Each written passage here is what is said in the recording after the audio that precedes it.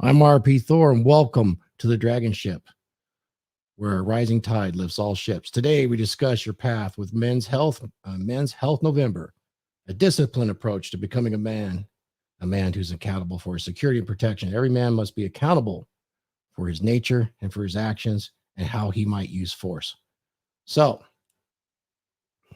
we're going to discuss today flee, freeze, flight, and even the fourth one, fawn or posture. What does it mean? Well, it's going to be really interesting. We're going to get started as soon as I bring up the panel members. We're also going to discuss at least the first two and the sixth of the 6 P's that every man must know. Thor, what is the 6 P's that we're going to discuss today around this thing such as use of force and fighting? Well, it's presence, physicality, psychology, problem solving, prosperity, and power. At least we're going to talk about 1, 2, and 3 and how it relates to men, why it is so important to understand those things when it comes to the use of force, and why force is so important. It's an unsaid, unspoken presence in all of our lives when it comes to men and it comes to societies. Very important. Let me bring up the panel members. We're going to start bringing up. We got our good buddy Glenn. We're bringing up Phil Foster. I don't see Phil Foster. We'll bring him up in a moment. We're bringing up our special guest, which is an expert on the use of force, John Fitch. Welcome today. Good to be here. You bet. Phil Foster from Phil Foster's Fitness. Phil, let me hear that voice.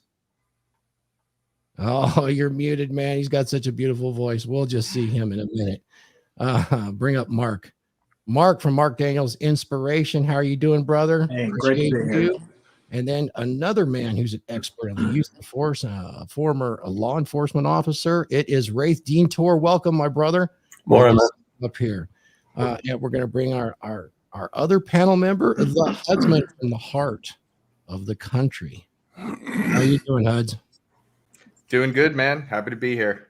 Good. So let's talk about this today, guys. I mean, we're going to talk about why is it so important in this day and age for a man to understand the use of force, and why it's important to protect, to defend. I mean, really, it goes right back to the heart of us being human and what our human rights are. Anybody familiar with the Declaration of Independence and what they stated in the second paragraph? Got some head nods here, huh? Well, it's pretty interesting to me that with that is the God-given unalienable right, which came out before the Bill of Rights by 20 years, right? To life, liberty, and the pursuit of happiness. And for that reason, men formed governments. And that's pretty powerful. Goes right down to our core, because they understood something that men may not fully understand today.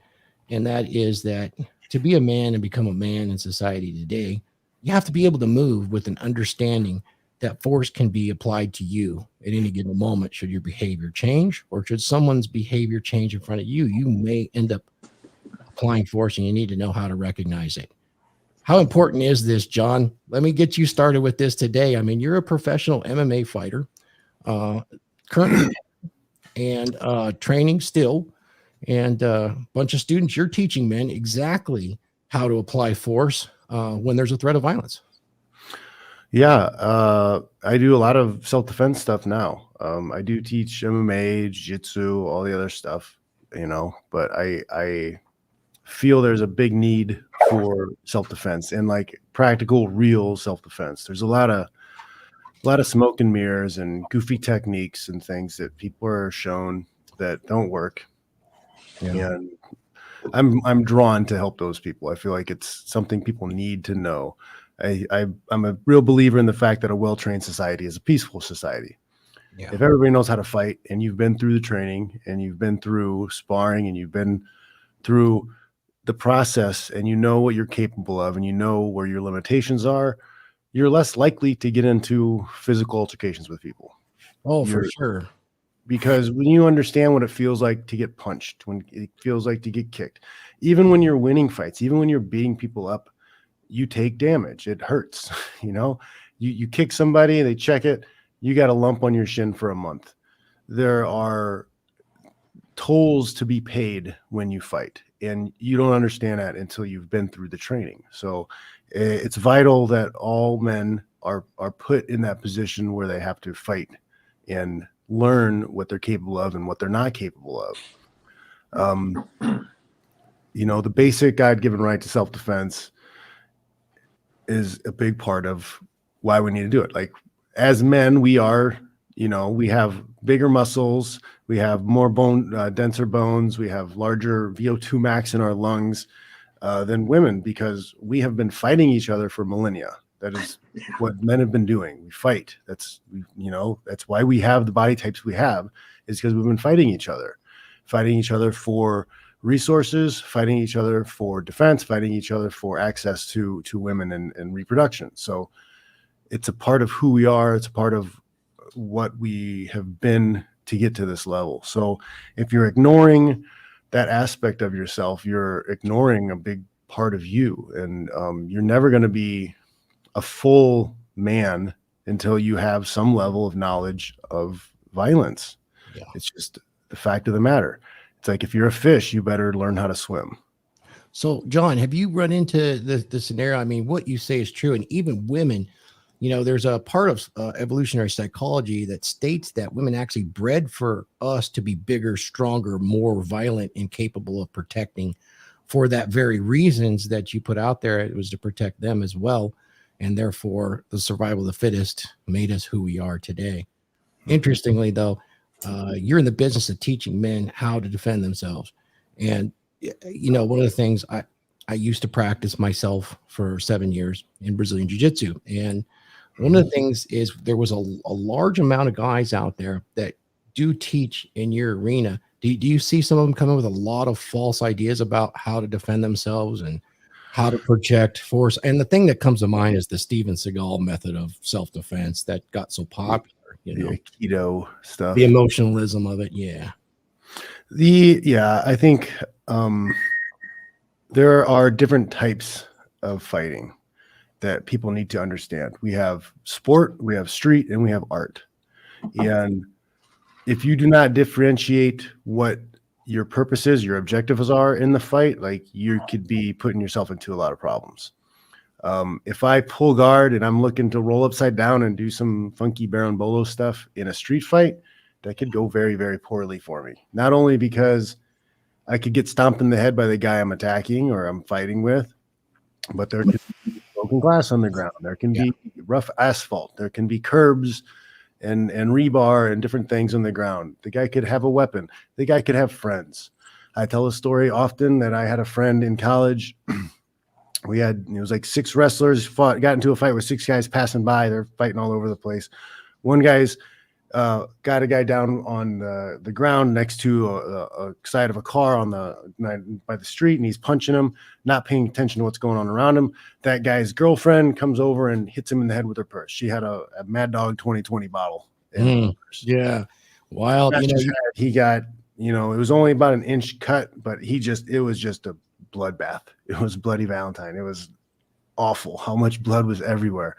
And he made that simple mistake of thinking that it was a sport because we were wrestlers. Oh, it's one-on-one. It's not one-on-one. When you're in the street, there are many factors that come into play, even when it's mutual combat, mutual agreed combat. Sometimes 2 guys have a problem with each other and they're like, we're going to fight. That does not prevent outside people from jumping into the fight. So you can't really count that as sport, and you can't look at it as sport fighting. It's pretty common, isn't it, in the street? Others jumping in. What's that? Yeah, it's pretty common in the street. Others jumping in. And I like what you said about this, because I imagine in your students you teach that old classic from Sun Tzu where he stated, he will win who knows when to fight and when not to fight. Yes, it's really stupid to get into a street fight. Yeah. Unless you are being attacked, unless it is really self-defense and you have nowhere to go, you have nothing else you can do, that's the only time you engage in a street fight. So let me ask your pride isn't worth it. You get hurt. You could be a trained fighter, hit somebody, break your hand, and now you've got one hand in this altercation, and their friends might come out at that time. It's just not smart. You could hit the guy, knock him out, he hits the ground, hits his head on the ground, and now he dies. And now you go to Now prison. you've got legal problems. You're going to jail. I had a friend who in college was a bouncer at a bar. He came in on his night off.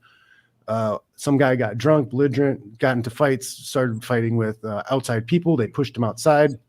My friend goes outside. The guy comes at him. He hits him. He was faster. He was cleaner. Hit him, knocked him out. Luckily, the guy didn't get any kind of permanent damage. But because we were in Indiana and because I think it was the Purdue police in that area and their rules and the way they did things, because that guy lost consciousness, it became a felony. He had to get processed, even though the guy wasn't going to press charges. He had no choice about it. Luckily, he joined the military and they were able to pull strings to get that expunged so he could get into the military and get that off his record. But if they wouldn't have, and if he wasn't going into the military, now he's got this felony on his record. He's not going to get a job. He's not going to get a job other than some kind of construction or something else for the rest of his life. Yeah. Let me ask you and ask the rest of the panel to answer this too, maybe with their opinions. I often thought, since I put 7 years into an art, a combat art, which was Brazilian Jiu-Jitsu, and did compete at some level, I always felt that young men, it should be somewhat of a physical requirement in school if they're healthy to learn some kind of combat sport. And the reason being is, at least in my life, my 60 years, it seems as though the men that are disciplined enough to learn some kind of a combat sport or martial art are far less likely to actually have these violent episodes or to be able to avoid them and recognize them, which is ultimately your responsibility should you have a family, and that's to protect, look out there, and be able to avoid them in the first place. Would the panel agree with something like that? Yeah. Definitely. Like, that I like to say that you have to be able to master the ability to minimize the threat in these situations. Like, coming from a military experience and also going into corrections, like, you have to assess and you have to understand that you have to minimize the threat as quickly as possibly, but also with minimal injury. Like, you don't want to overexert yourself, one, and injure yourself, but two, you have to be able to regulate your own effort that you're putting into it, matching their aggression with the amount of aggression that's needed. Because a lot of guys, what they do is they get into this and they'll go in way overboard, and like John said, all it takes is one good hit to the head, and you're hitting your head on the stairs or you're hitting your head on the curb and you're out. But that could be avoided by knowing how to approach this fight or how to approach the fight and match the aggression appropriately. So it's definitely important. Yep. Contrary. Go ahead. I was just going to say that when I went to school and you talk about, between sixth grade and, graduating. I mean, we had to wrestle every year. It was a portion. I mean, you did a lot of sports, but they did do combat sports, and you could either take boxing or you could take wrestling. They were part of the curriculum. We don't have that anymore. If you want to wrestle in high school, you've got to go out for wrestling. It was exposure. When I was growing up, it was at least getting exposure to it, so that you could at least have a sample of what it feels like to have someone put their hand around your throat and put you in a chokehold, or just a half Nelson. Half Nelsons are painful if you don't know what's going on above you. They hurt. You're controlled. But like I said, it's exposure. Today we don't expose young men to that. It's not a part of the curriculum for them to go into Right. And I think that actually puts them at higher risk because, I've even seen it in my own life. I'm going to go to Mark next and then get the rest of the panel's thoughts on that, because what I've seen, at least even working in a dangerous environment, is they have a complete misunderstanding. I guess it's through watching TV, media, and, being out of shape, being fat fucks, all that sort of stuff. And, when they're frustrated, their solution is to kind of stomp around, huff and puff and posture and say, I'll knock him out. I'll do this. I'll do that. And, and actually get really threatening with body language with no experience at all. I don't see that coming from guys that have been trained, because they seem to understand the reality And it's it's the quiet ones that kind of scare the hell out of me. What do you guys think, Mark? I mean, you've been a semi-pro boxer before, Yep. and you've done that your whole life. You've got all the scars to prove it. So, and you're teaching your young children to box as well, and the values of that discipline. Yeah, that's correct. I was thinking, contrary to what most people believe, the general population, they think if a person knows how to fight and he's really tough, he's going to be fighting all the time. And that's exactly the opposite. John probably verified, maybe you can too.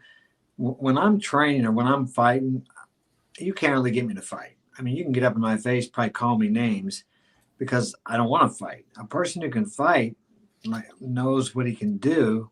I mean, the last altercation I had was with that guy that came over. He wouldn't leave. I told him 5 times. I wouldn't have nailed him with a straight right hand because I was afraid I would hurt him.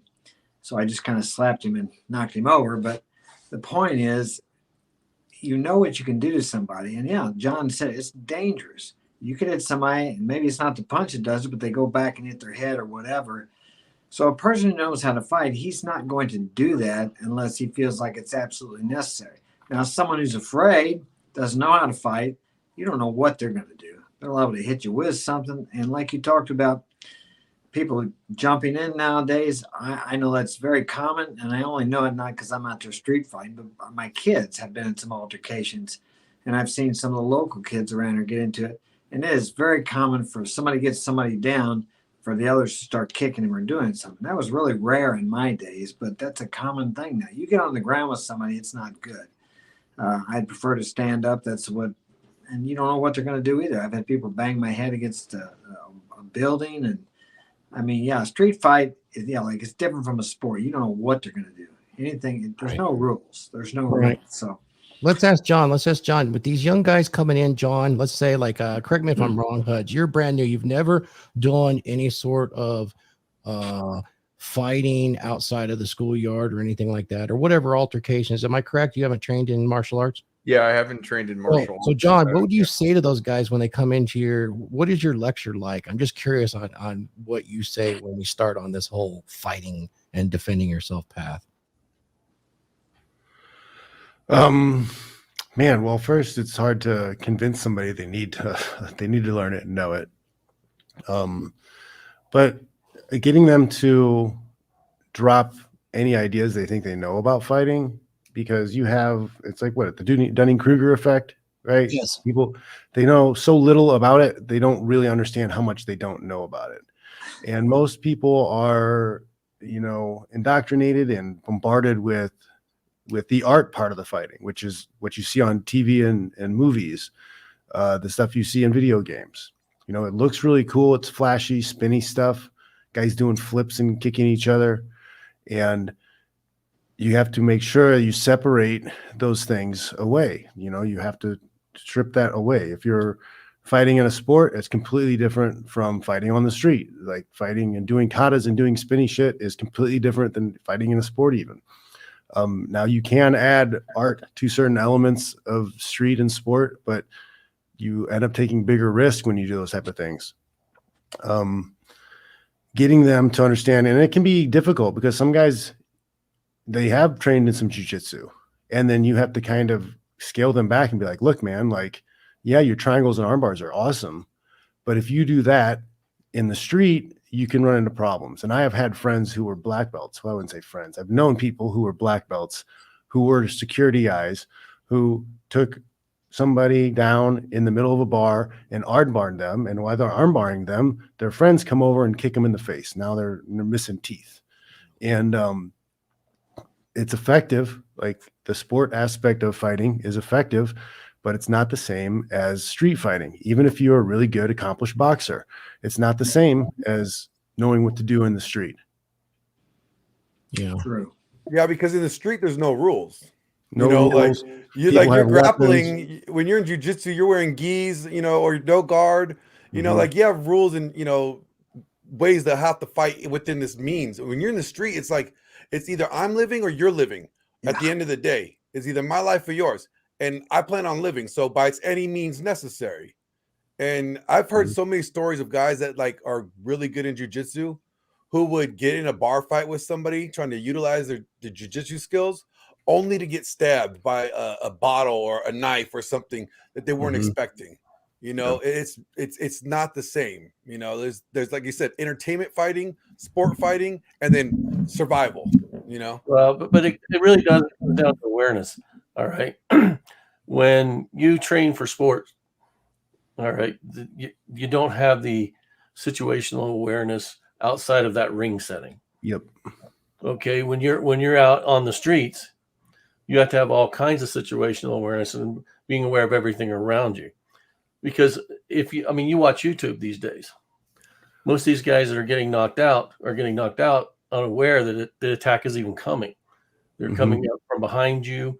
They're coming up, you've got someone having your attention this way, and another guy walks up and hits you. So it's a lot different in the sense that you have to have situational awareness. You have to understand tactics better, and street tactics, not ring tactics. Because when you're in a ring, there are certain things that you can do and get away with because you've got something to back up against, and you can use techniques off of that. You don't have that, and if you don't have situational awareness when you're in the streets, you don't know where the cars are at. You don't know where the fences are at that they're backing you up against and stuff like that. That's what most self-defense is trained based on, that street situation. All right. You can use those techniques. And when John was talking about techniques, I want to say something about why is one art, why do people come out and say one art's better than the other art? Well, jiu-jitsu, 5 years ago was the best art. It was the most effective street art you could find. Well, that's because not everybody was training in jiu-jitsu. Now, you have everybody out going training in jiu-jitsu. Why was karate popular in the 70s? Because people weren't training in karate. They were training in boxing. And that was the first time, a boxer comes up against a guy that's going to kick them. The boxer's awareness is I use my hands. The karate guy's awareness is I use my whole body. So as techniques change and people start perfecting the ways that they fight, it ups the game for everybody. If you're going to be a fighter, or if you're going to learn how to defend yourself, you have to up the game every time the best art comes along and changes. And it's not really that it's the best art. It's just a different technique that no one's used to defending against at that time. Yeah, it's man, the arts change too over time. I mean, like jiu-jitsu, back when I started learning it back to 2004, 2005, in the gi, it's changed. There was a little bit more fight and self-defense minded. It was still sport, and it still involved a lot of ground heavy stuff. But nowadays, it's become so sport focused. A lot of the techniques and a lot of stuff that you're doing are not applicable at all in the street. When a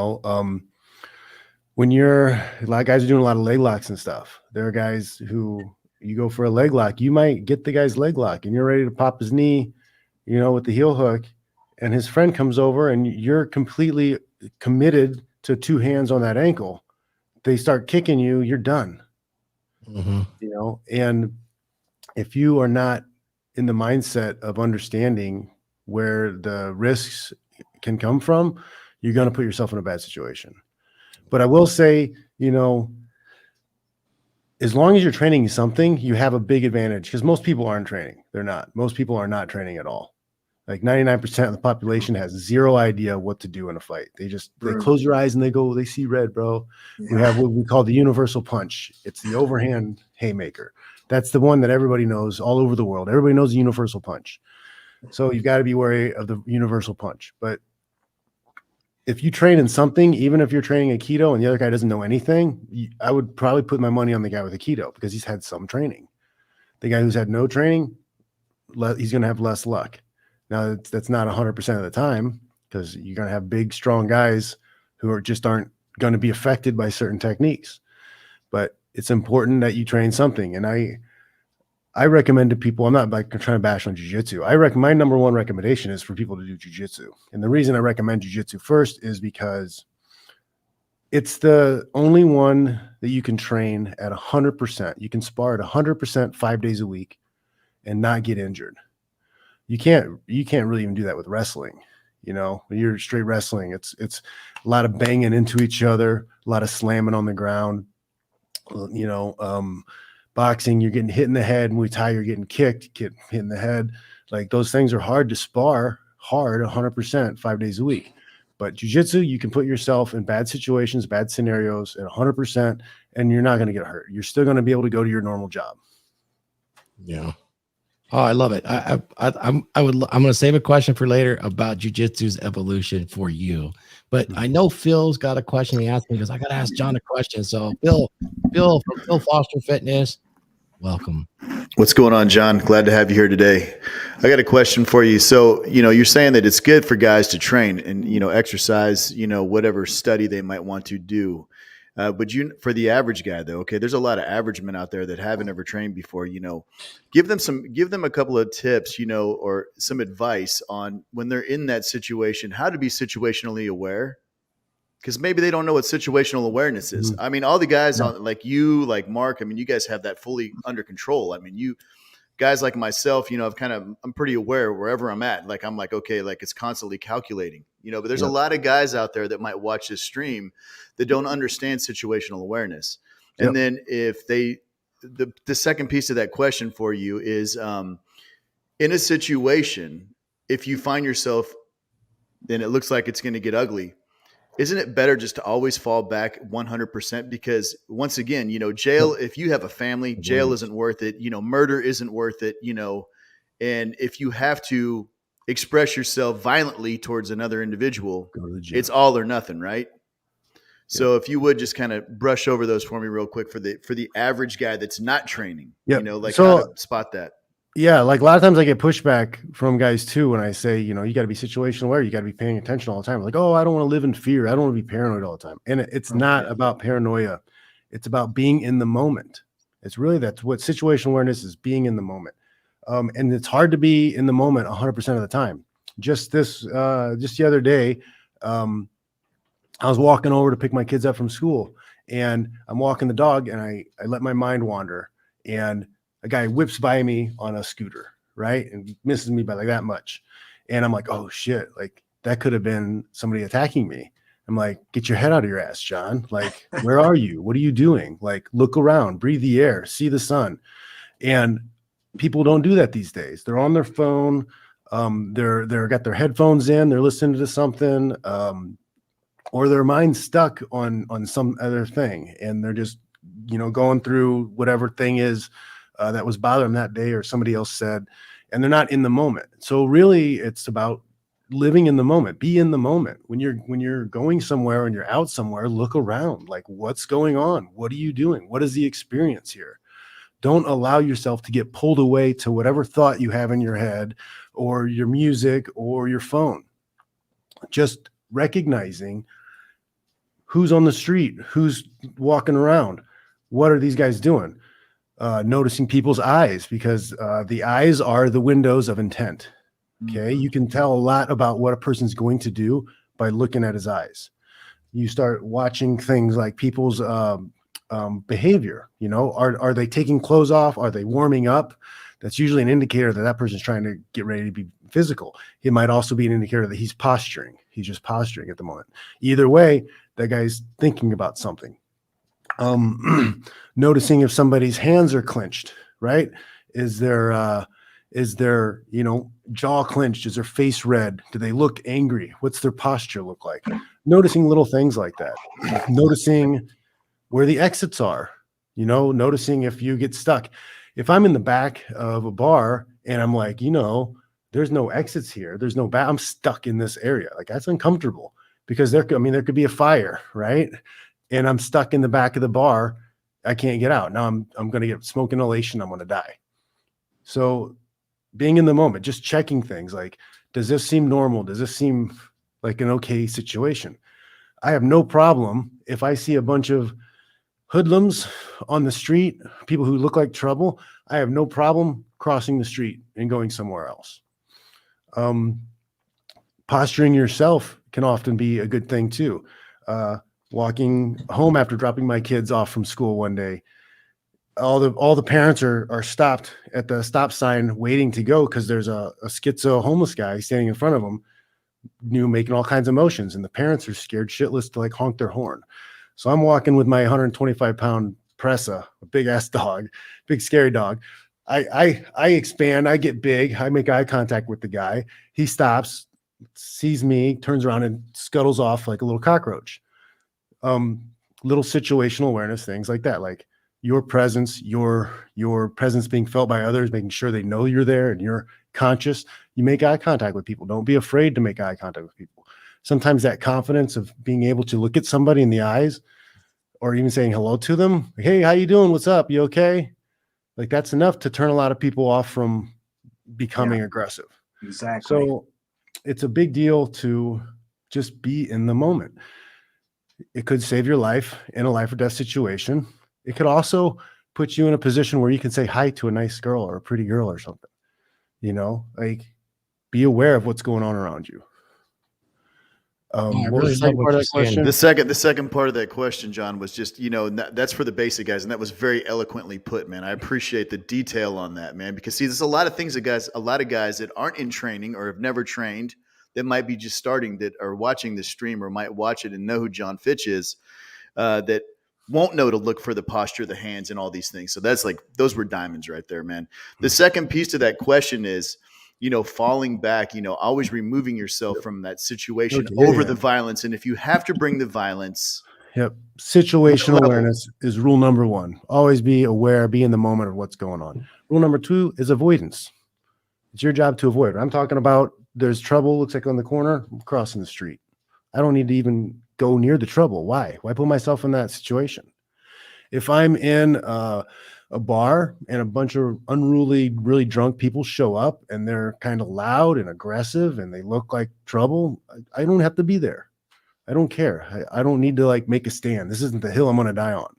Like I'm out to have fun, and if something that looks like it's not fun comes in, I can go. I have other places to go. I have other places to be. I don't need to be there. If that bar or that location wants that type of business in there, that's on them. They're going to lose my money. They're going to lose my business. Fine. So avoidance, and then after avoidance comes de-escalation, because sometimes you can't avoid trouble. It's coming for you. You took somebody's parking spot on accident, or somebody thinks they cut you off. You didn't let somebody in to merge, whatever, and they're mad and they want to get in your face. De-escalation is the next thing, and it's very important, right? Because if you take a fight posture, if you start yelling at them back, if you start insulting them back, that energy just escalates, and you're going to end up getting into a fight. Best thing for you to do is, kind of confuse them, agree with them. Agreeing amplifies a great tactic.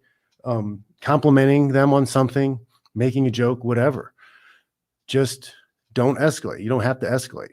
Put them in a position where they have to attack you, right? And hopefully somebody nowadays, everybody's filming shit. If somebody starts yelling at you, starts getting in your face, somebody's probably pulling the camera up somewhere. Chances are there's security cameras somewhere. They're going to see that. I don't ever want somebody to get into my bubble of safety, right? That striking zone. I never let somebody get within arm's reach of me or further, because somebody can hit you from twice arm's reach. Mm-hmm. They can step forward, they can throw that haymaker, they can get to you. If they start coming into that little safety bubble of mine, my hands immediately start coming up. I'm not going to have my hands down. We're not going to stand chest to chest. My hands are coming up. I don't have to be aggressive. I don't have to show fists because that's going to escalate. I'll show my palms. Hey, what's going on? What's wrong? What's your problem? They start calling you names. You're stupid. You're a retard. You took my parking spot. Oh, I'm sorry, man. I didn't mean to. I'm stupid. I've got a learning disability. I'm sorry. Whatever. Who cares? Like, agree with them. People aren't used to that. They're used to people fighting back. They may call you some names, whatever. Like, yep, I'm stupid. I'm totally gay. You're right. I'm sorry. Let it be. Like, you don't need to get into a fight with them. They're emotional. They want to be heard. Hear them out and make sure you keep your distance. Constantly be looking to escape. Move out of the way, keep the space, keep them away from you.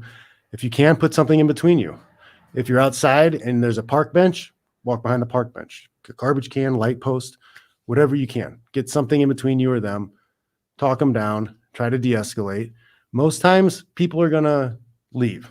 Most people don't really want to get into a fight. Yeah, that's excellent points there. Really appreciate that, John. For sure.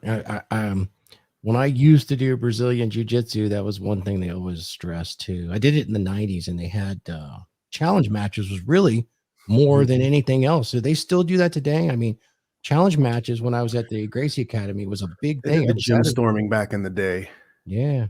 But Yeah. yeah, it's But you see changed. the guys that would get ramped up and start to do that, they'd shake. They start shaking. Another thing you can watch for too. Jittery, yep, jitteriness. Yeah, because you know they're going to explode. Their breathing patterns become erratic. Their speech becomes mumbled or erratic, and they mispronounce things, and they're just their tone is off. Yeah, for sure. Super gems there. Thanks for dropping those. I think Huds has a question because I think there's a lot of viewers out there that would love to ask this question to you. Huds, would you like to ask that question? Sure. Yeah. So at least even just for me, I want to learn more. Where do I get started? I know that there's a bunch of different fighting styles. I do know that there's specific gyms out there that you can go to learn those things. But how does a guy get started, and how does he pick which style or which gym to go ahead and do something like that? Well, the most important thing is you need to look in your area, find a gym that's close to you that you're going to make it to, right? If you have to drive 3 hours away to get to the gym, you're less likely to go.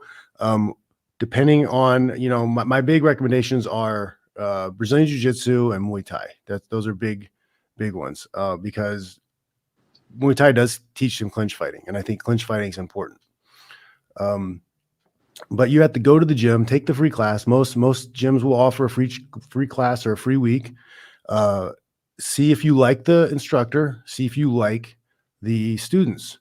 That's one of the biggest, most important things, because if you don't, you're not going to go. And what's the point if you don't go? It could be the best gym in the world. It teaches the most killers. But if it's not fun for you and you don't like going there, you're not going to go. You're not going to learn anything. So that's what you need to do. You need to find somewhere that you enjoy going to. It's fun, and you're going to keep going to. And then, like I said, jiu-jitsu is my favorite to tell people to do because you can train it hard over a long period of time and not take major injuries. Muay Thai, you can train really well. They have great techniques. Clinch techniques from your feet are awesome. They'll throw some elbows and stuff. I think elbows are superior to punches in a street fight if you have to throw punches or you have to throw blows. So those are good quality schools. But you do need to try to find somebody who can teach you straight self-defense stuff, because you need somebody who can spin the techniques to make sure you're aware of your objectives, because fighting is the same. Fighting is fighting. It's the objectives that change. Muay Thai versus boxing, the objectives change. You're still trying to knock the guy out, but one, you get a kick and knee and throw elbows. So you have different techniques you can use. You have different ranges you use because of that. Boxing and jiu-jitsu, the skill set, the rule set dictates behavior. Rules dictate behavior. So like your objectives change. Like you're trying to submit the guy in jiu-jitsu. Boxing, you're still trying to knock the guy out. So you have different things you're trying to do. So I have my Fitch Smash program, and I do self-defense stuff with that. I got a self-defense class I'm teaching here in San Jose. I just started last week. And I kind of teach the street sport art aspects of the techniques and when to use them as I do this. I have a free course available on my Gumroad. If you can find links and stuff on my social media, you can find that. That's a good start for some guys. I'm working on another self-defense thing. I've got the techniques filmed. I just have to film the other stuff and get the stuff set up. Hopefully I'll have that out by Christmas. That can help. So you can see that, learn some techniques, drill them with friends on your own, or drill them in your regular classes that you go to. Because unfortunately, I don't have enough classes around to teach people that all the time. And a lot of self-defense can be hit or miss, because you don't like a lot of them are teaching stuff where you go to the ground. And I don't think you should hardly ever go to the ground. It's a very rare case that I think you should follow your opponent to the ground. It can be dangerous. Yeah, that sounds right. Hey, What John, what makes that dangerous? Just for like a complete newbie who doesn't friends. understand anything. Yeah. Well, I mean, if okay, say it's one-on-one. The fact that you're on concrete or cement versus a mat, it doesn't take much for somebody to slam your head into the ground. Being able to knee, punch, hit, headbutt somebody on the ground, just being able to headbutt. You could have somebody in closed guard, arms tied up, their head's still free to headbutt you. That's why Mark Coleman destroyed so many guys way back in the day. He took them down, put them in the fence, and headbutted them until they were done. They made the headbutts illegal because it was too easy for wrestlers to beat everybody else up. So you have some issues, when you're on the street, when you're on the concrete. People can also have weapons, and you could be doing something really great on the ground, and then all of a sudden they pull a gun, pull a weapon, and you're toast. That was the what was the old what was that thing in Florida? That guy shot that kid. Trayvon, what's his name? Trayvon Martin. Was that the one? Yeah, Trayvon Martin. The guy was Yeah. George going around his Zimmerman. neighborhood looking for people. They got into a skirmish. He was on top, slamming the guy's head in the ground. The guy pulled his gun and shot him. That guy was basically in a mount position doing damage, and he still got shot and killed. So you have to be careful with that. And that's just one-on-one situation. If it's somebody with a friend, guy's got a girlfriend. I do these learn to fight video series on YouTube and Rockfin. And one of them was Renzo Gracie, one of the famous Gracies. He's got a big school in New York. He got into altercation on the subway, and the guy headlocked him to the ground. Renzo ended up getting on top. That guy had a girlfriend right there. Luckily, Renzo had two friends with him, and they kept the girl away. But even in that situation, Renzo could have been in trouble. Maybe she had a knife. Maybe she starts hitting him with the purse. Maybe she grabs his shirt and starts pulling on him, starts choking him from pulling on the shirt, puts him in a disadvantage because now their boyfriend gets up. There's all kinds of things that can go wrong very quickly in that situation because you're on the street. There are no rules. You don't know who's coming. I watched a video the other day of some guy started beating up this Asian guy on a train, and the Asian guy followed him out of the train. He's trying to call for police or call for people and say, hey, this guy's whatever. The guy comes back on the train and starts saying, hey, this guy's attacking me. So somebody else started attacking the Asian guy. They started beating the crap out of him because he thought he was chasing the original attacker. It's just dangerous. You don't know. There's so many outliers and things that could happen. Your best just to avoid, get away. That's pretty good. That's a good place to start for sure. Hey, quick question, John. Elbow superior. Is that because in a street fight, that's what you're talking about? Is that because the possibility of breaking your hand, hurting your hand? Yep. I thought, yeah, that's what they thought. You watch these guys who fight the bare knuckles. I missed a show last night, but there was a bare knuckles fight last night. And, these guys, they're professionals. They've had, some have had 6 to 10 bare knuckle fights. They've been training boxing for 10, 15, 20 years. They still hurt their hands sometimes. They still break their hands. They still get swollen hands. It only takes, the head is pretty hard. It's a bowling ball, and you got a little bit of tissue over the top of it. You want to hit that with those two knuckles, it hurts. It's going to hurt your knuckles. Yeah, the gloves and the wraps are if you miss with those two knuckles and you actually hit these two knuckles, now you get a boxer's break because the angle on those isn't good. And the, physics, the physics of that and that pressure ends up breaking and you get a boxer's break. Yeah. You're in a life or death situation possibly, and you break your hand. That's bad news. Yeah. That's really tough. I thought that's where you were going with that, and I wanted to chat. I tend to teach. I'll teach open hand strikes. Yeah, right. Because you're not going to break when you're hitting with this part. You're not going to break your hand, and you also have the advantage of accidentally possibly poking the eyes. Mm-hmm. And they could be really effective. Those open hand strikes, especially you put some posture. Go back and watch Bassroot and Pancrase. It was all open hand strikes. Yeah. Yeah. He would knock guys out with open hand Yep. to the liver. I know it. Isn't that amazing? Man, you would think. But you know what? I just really, really nice to see. I didn't know they were doing bare knuckle again because I always felt the gloves and the rules on elbows really led a lot of watchers astray when it comes to what real fighting is and how quickly it goes. Because when your hands are taped, the hand wraps and the gloves, even the 4-ounce ones, it's not to protect the head or the face and the brain. It's to protect the hands. Yeah. Because when you prevent guys from breaking their hands, the fights go longer and they can throw their hands harder and more recklessly. It's funner to watch. Have you ever seen the Russians when they do 4-on-4? Shit like that? I've seen some of those. Like those they go got somebody crazy.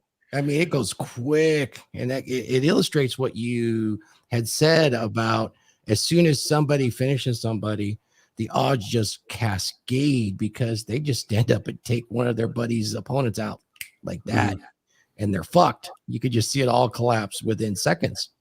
If you guys haven't seen it, what I'm talking about is they put like say 6 guys in a ring and they're all paired up, right? And so they engage. And even sometimes they don't even do that. 2 will go after 1. They're all on the same team, so they don't fight each other. I mean, there's 2 teams, so those guys don't fight each other. Although I've seen the Russians actually do a free for all. They've got another one that's they have like obstacles in the ring, a fighting arena too, so they can like jump up on top of things. The Russians are hard, man. They're hard.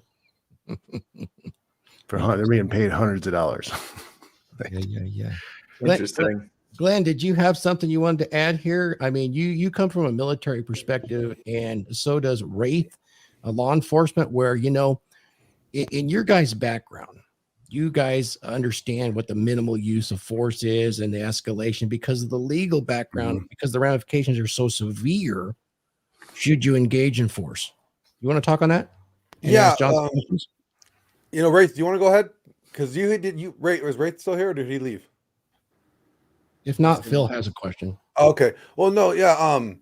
When it comes to like applying force, like it's always good. Like we're taught to assess the threat or assess the situation before going into it. A lot of people get injured by rushing into things. People sometimes always want to just jump in and not realizing what is actually going on. You think you actually might be saving somebody, but you could actually be causing more injuries and more damage. It happens a lot with girlfriends. Yeah, exactly. Oh my girlfriends God. Get in the middle. The girlfriends get in the middle, and it goes bad. All bad. So like, always assess the situation before running into it is one thing. And also be aware. Like I think Raith mentioned earlier, be aware, be alert and present of what's around you. Be visual. Know where your out is. Don't run into a situation that you don't have an exit out on.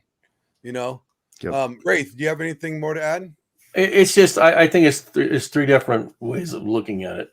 Okay, because in the military, it's the intent in the military is mortality driven. Okay?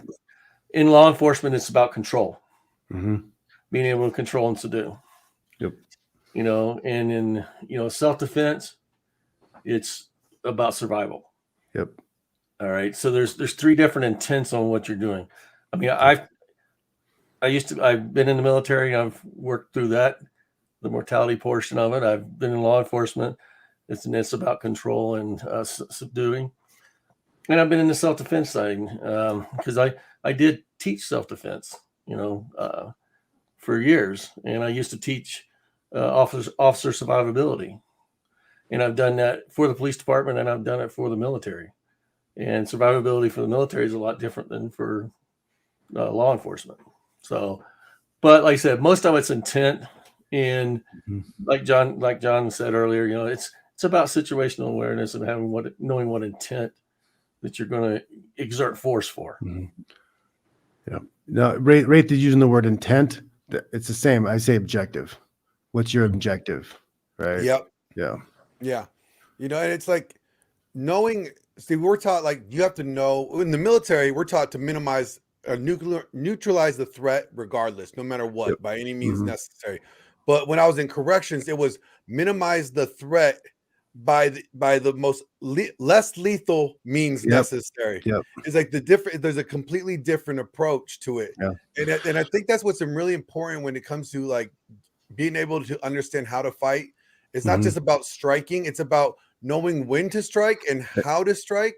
And I think that's really important nowadays, because if you go too far, you know, you beat the crap out of somebody, pummel them, you keep hitting them after they're unconscious, like, and that guy was just, you know, mad at you or yelling at you, like you took things way too far. So like that's one of the things I try to do is you stop their initial attack, you try to subdue them on some level. Like I like techniques and things that can snap the other guy to the ground, can trip the other guy to the ground. Because I find from my years of being a bouncer, and even watching videos online, when guys hit the ground, that fight switch shuts off a little bit.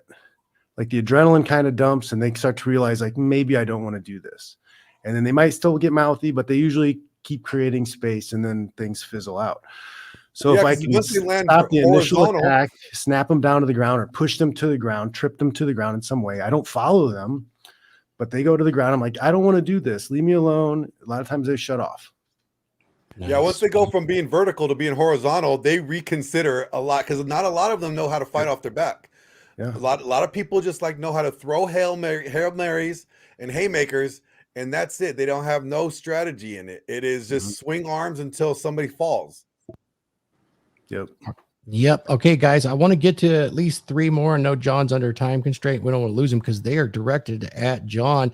Phil, I'd like you to bring in. You got a couple important ones, and then I got one in the chat that I think John will really like. Yeah, John, this is just a really quick one because you really nailed it on those first 3 questions I asked you. And so, you know, we've been talking about the guys. So say the man, say a guy's got a tribe, you know, and he's not there, he's not present. Like any advice to any women that might be watching this stream or might watch it in the future, like to help them understand, like, do they look to another man if they're in a poor situation to get them out of that situation? If there's no police, there's no security, there's no nothing.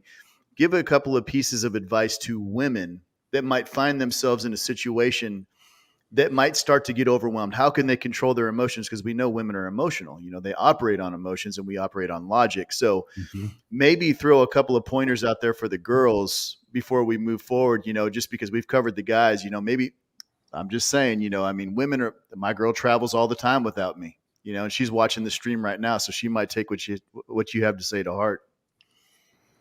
Man, a lot of times this is hard to say because people don't want to admit it in today's age, but men and women are different. Our capabilities are much different. I've seen well-trained 155-pound professional women get handled by guys who are 20 pounds lighter than them with virtually no training, just because they have more physicality. They're stronger, denser bones, bigger muscle mass, even though they weigh less. They have less skill and technique. It's just different animals. So you have to be realistic in what you're capable of. I think that women need to travel in packs. They need to have 2 or 3 women at a time. They need to be situationally aware of what's going on. Do not be on your phone when you're walking around. You need to be aware of time of day and locations of where you're at. Stay away from troubled neighborhoods at night. Carry a weapon, carry mace with you, carry a knife with you, something. Your objectives as a woman also is to draw out the attack as long as possible. Make it as miserable as possible until you can get some help or someone is coming to help you, or the attacker decides this is too much trouble, I'm leaving. You're not, generally speaking, going to beat that person up. You're not going to choke them out. You're not going to knock them out. But you can keep yourself safer by extending the length of the attack. They did a study back in the 80s about, they took a bunch of convicted violent criminals and had them watch videos of people walking through like a market, a square, whatever. And they had them pick which people they would attack if they were there. And it only took them 7 seconds to find and identify the weakest link. You know, they looked for, you know, things like people not paying attention with their heads down, people who walk too fast, because somebody who's walking too fast is probably late for something and has their mind somewhere else and is in a hurry. People who walk too slow because maybe they're sickly or weak. people who had headphones on, people who weren't paying attention. This is like from the 80s, so we didn't have cell phones going, and the idea was, they asked them, like, what things don't you want to happen? What's the most important thing? Number one is they didn't want to get caught. Number two is they didn't want to get injured. So if you can make any of those things more likely to happen, you're more likely going to get them to leave you alone. Hope that's a Good. helpful answer. Phil. Yes, sir. Excellent. I want to go ahead and direct it to the comments. I think there's a good one here because John and I had kind of discussed this once before, and this is from Rafferty Berkeley. Let me show it on screen, John. What would be a good fighting style that works well with building muscle? I know, John, you've been on both sides. You've been lean, got the big gas tank, and then you're a Hulk. Well, you're kind of a Hulk right now, but I mean, you kind of know the sides and the ins and outs of that. How do you balance those two, and what style works with it? Well, I mean, man, that's the thing with like jiu-jitsu and a lot of these styles. It's like there is no one way to do the style, right? There is a rule set and techniques, but you develop your own game. Just look at boxing, right? What's Mike Tyson's style versus Tyson Fury's style?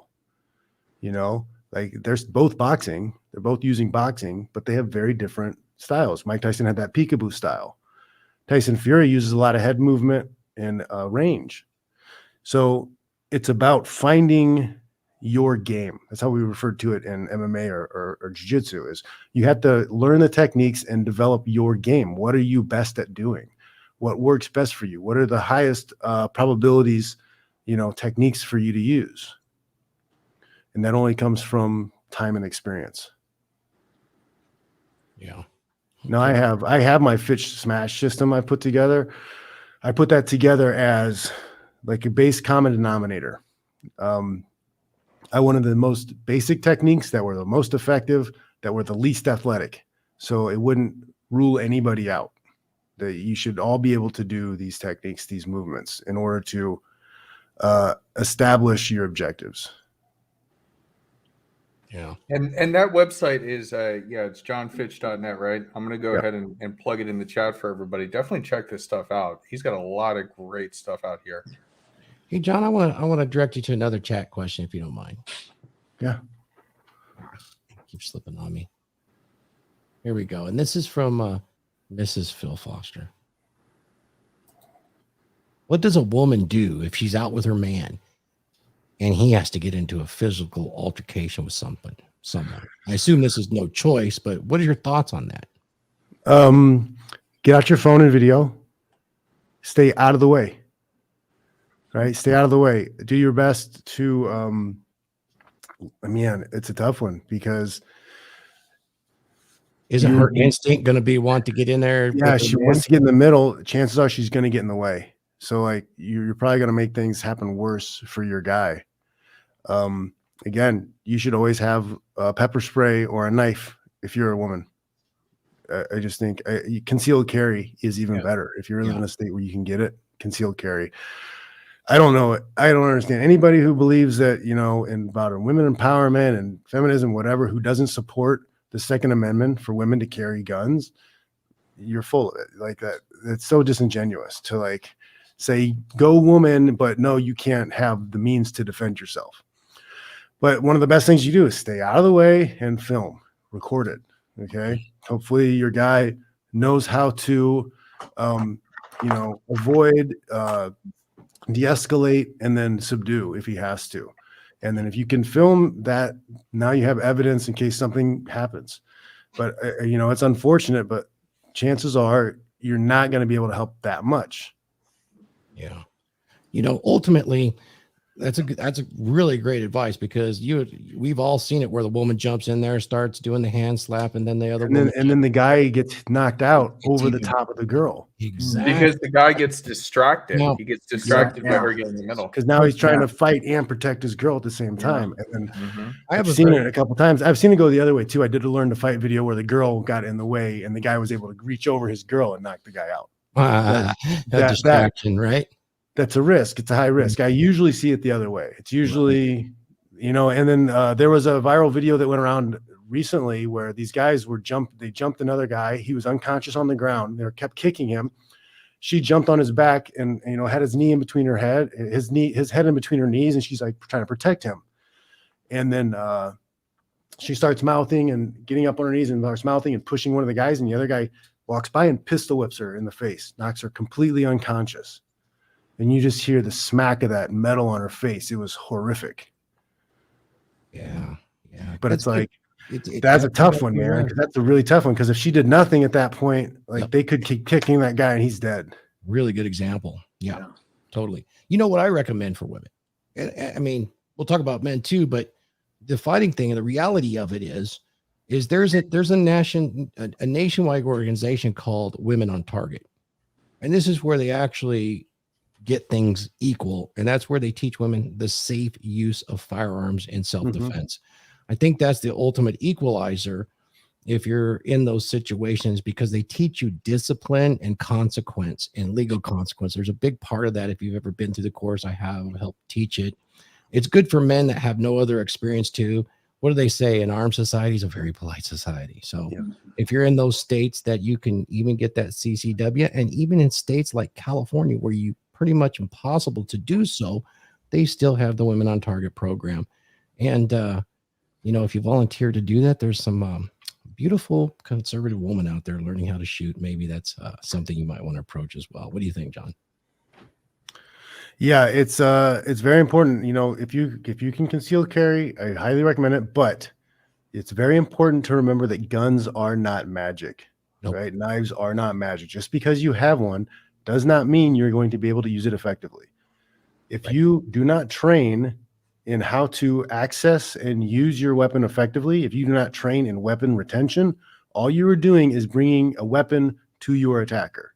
You're just handing it over to them, because there are ways, right ways and wrong ways to pull your weapon and use it. If Good you point. pull it at the wrong time, they're just going to take it from you. Yeah, and those are perishable skills too. You got to maintain them.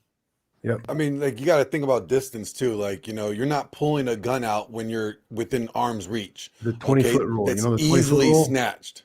You know, you need to create distance before you do that. Yeah. Did they teach you guys the 20-foot rule Yeah. in the military? Right. Yep. 20 feet is about how much time, how much distance you need to be able to pull your gun and fire at one time before that person gets to you. Yeah. And again, guns aren't magic. They're not lasers. I don't shoot him and he dissolves and he just turns into dust.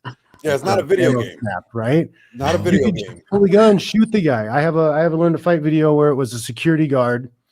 The guy was trying to rob like a bank teller thing, and he comes up and starts shooting at the guy. The guy draws, fires one time, hits the guy in the neck. The guy is spurting blood out. Right as he's spurting blood out, he shoots 5 or 6 more times. That security guard got hit 5 times. Right, he's scooting away, crawling on the ground to get away before that guy finally bleeds out. He got 6 more shots off after he got shot in the neck. So, like, I'm telling you, like, please. I mean, I'll tell you, guns like, aren't magic. stories about like being in the corrections is bad. Like, I've responded to guys literally getting stomped into the ground. Like, I went to respond to a fight, right? And there was a guy that was he told everybody why he was in prison, right? And it was one of those crimes that you don't ever want to be in prison for. Okay, like the worst ones. And with the children, okay? So he ends up getting stomped. Like, by the time we responded, got into the dorm room, the day room, his face was flat. Like, he was done. And like just it was literally quick. It was like probably no more than 30 seconds that they got him. Yep. And it doesn't take long to actually do real damage, you know. But John, I had a question for you. You mentioned earlier being able to de-escalate, right? So as well as you are trained in, you know, physical combat, you're also trained in how to de-escalate and assess the situation, correct? Like, yeah, it's a part of it comes from just knowing the consequences of fighting and knowing that most people really aren't that big of a risk and it's not worth my time. So de-escalation, just making jokes, laughing at it, keeping your distance. Like, you know, I want to make that guy, he's going to have to really jump over a line and really come at me in order to start the interaction, start the fight. People are going to see that. Security cameras going to see that. Whoever is filming is going to see that. That's going to give me a lot more cushion for my response. Glenn, you're muted. You want to make sure that you're not seen as the aggressor by any means. Yep. You want to be the one that you're the one that's trying to neutralize it and calm it down. 100%. So is there any John like and Glenn, tactics besides any tactics besides joking or making jokes that you could give like to the audience, like, hey, these are some good tools to utilize if you find yourself in a situation and you need to get out of it. Try this before going into fighting. Yeah, I mean, anything that takes their mind off of the fight. You can be like, hey, it's like, hey, that's a nice shirt. I like your shirt. You know, I mean, depending on what they're yelling at you about, they're being mad at you. Maybe it's something about your the roid rage or something like that. And you're like, oh, that's your car, that's your BMW. That's really nice, man. Where'd you get it? What's the payment like? Like, how's the mileage? I've been looking at one of those. You take them out of fight mode. Like, it's confusing. It's confusing to them. And most people are just emotional and they want to be heard. So they're not really trying to attack you and hurt you. It's the people who are trying to attack you and be a predator towards you. It's going to be pretty clear that they're going to come at you no matter what. And it's kind of a good indicator too. It's a good way to judge their level of attack. You know, how much of a threat is this guy? If he is intent, he does not care what I say or what I'm doing.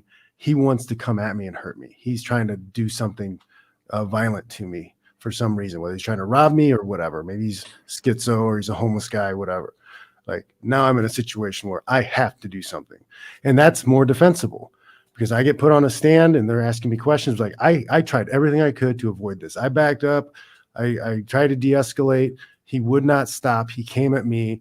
And then I go into, I suggest clinch fighting, hand fighting. I force clinch rather than striking because it only takes one punch, right? Either way, you could do a lot of damage or they could hit you and do a lot of damage. If I can force clinch, I can subdue him. I can tie him up. I can get, an arm bundle. I can get back control from our feet. I can get to a position where I frame and maybe snap him down to the ground. I have a lot of options from that clinch position. Yeah, no, I agree. I just wanted to make sure like that you could share that with everybody else because you probably would explain it way better than I would. So I wanted you. And honestly, it really comes down to you swallowing your pride. I'm not going to let somebody talk to me like that. Like, what does that do for you? Who cares? Yeah. Like my biggest thing I say, like, you can say whatever you want to me. You can call me whatever name you want. But as soon as you touch me, that's a violation because now you assaulted you. Yep. So I say this to guys too a lot because I've talked to young guys and they're all about, well, what if they insult your pride? And I was like, you should be putting yourself in a level where why do you care what a cockroach says? Do you care? Are you walking down the street and you see a cockroach on the ground? Oh, did you hear what that cockroach said about me? Why do you care?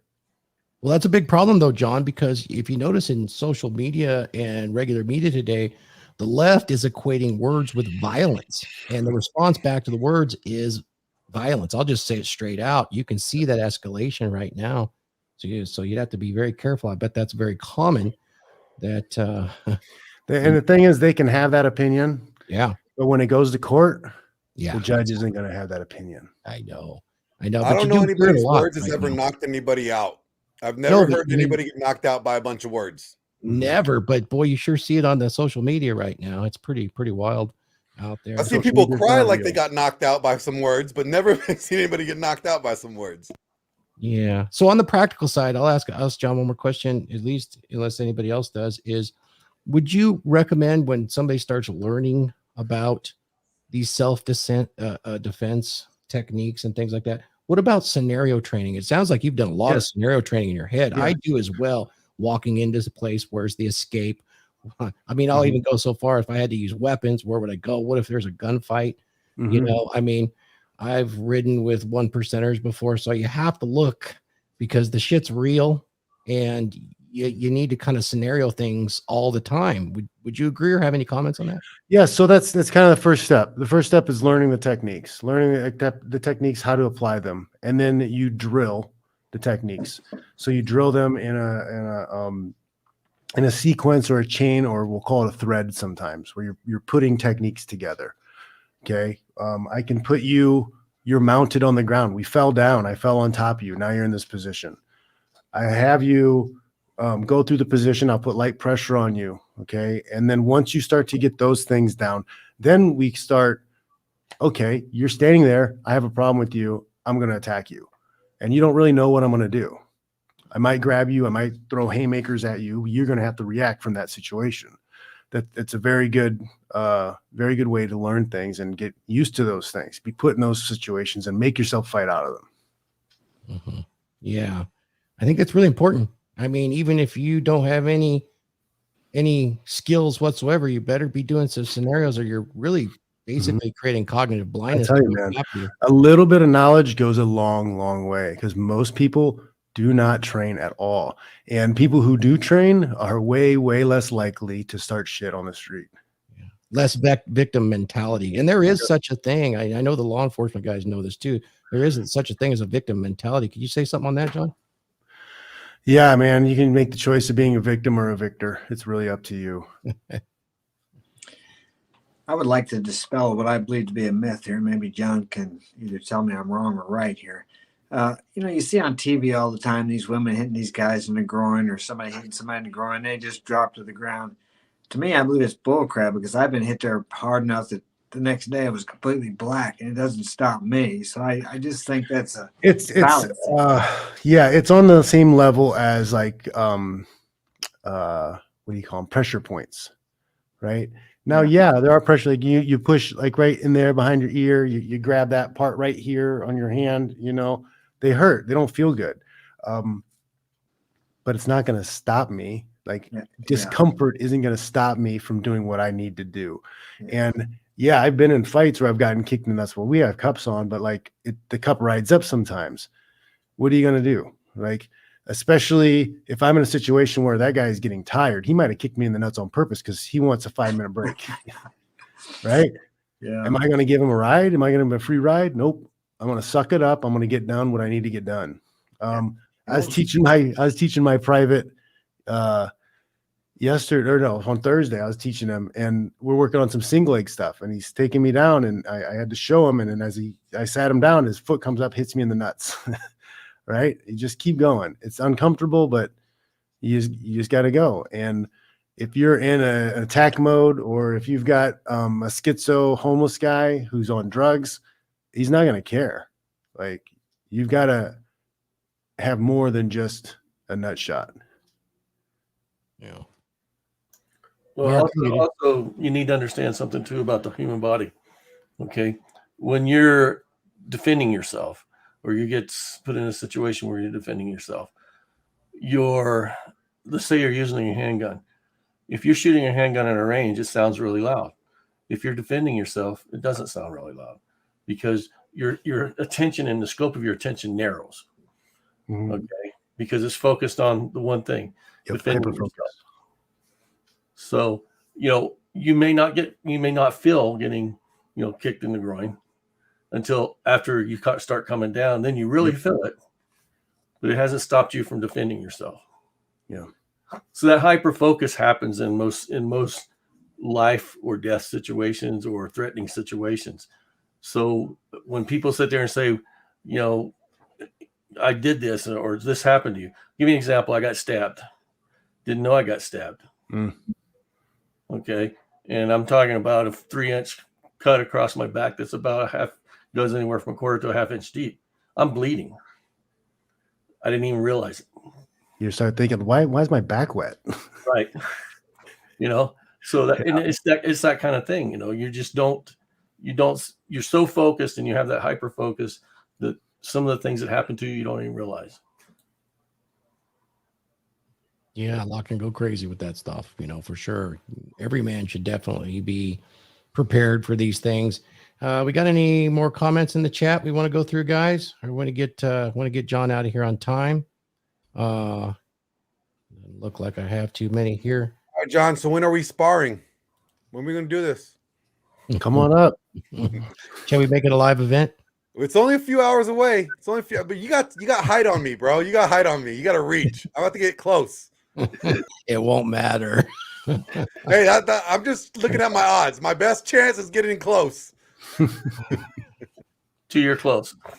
Hey, John, I just wanted to say, hey, thanks a lot for a lot of the insights. You know, one of the big takeaways I've taken from your discussion today is if you do find yourself in a situation like that, don't let your emotions take the best of you. Don't let your ego get in the way and, you know, trip over your own dick, you know, is what I'm getting from that. And always fall back as much as possible. And if it has to happen, you know, put yourself in a situation to where you de-escalate as much as possible, to where if it does come to a legal situation, you have to bring maximum force. You know, you can say, I literally have done everything I could in that situation to de-escalate and stop it from happening. He would not stop, or the aggressor would not stop. Man, that's been some solid gold advice right there, because I think a lot of guys in this space, you know, especially in the red pill community, they operate on what? Ego. Yes. And here we are. We got John Fitch on the. We got posturing. John. Yeah, it's just crazy, right? You know, peacocking and whatever you want to call it. I can't let somebody say that about me. Yeah. Yeah, but we got John Fitch right here on the DragonShip panel saying, check your ego. Don't operate in emotion, operate in logic. It's important to understand that, guys. Especially if you got your shit together and you're a high value man, you're going to have a lot of haters. Yeah. Like, take it as a compliment. Like, sure, buddy. Okay. Yeah. You're mad. You want to fight me? Okay. Have a good day. Exactly.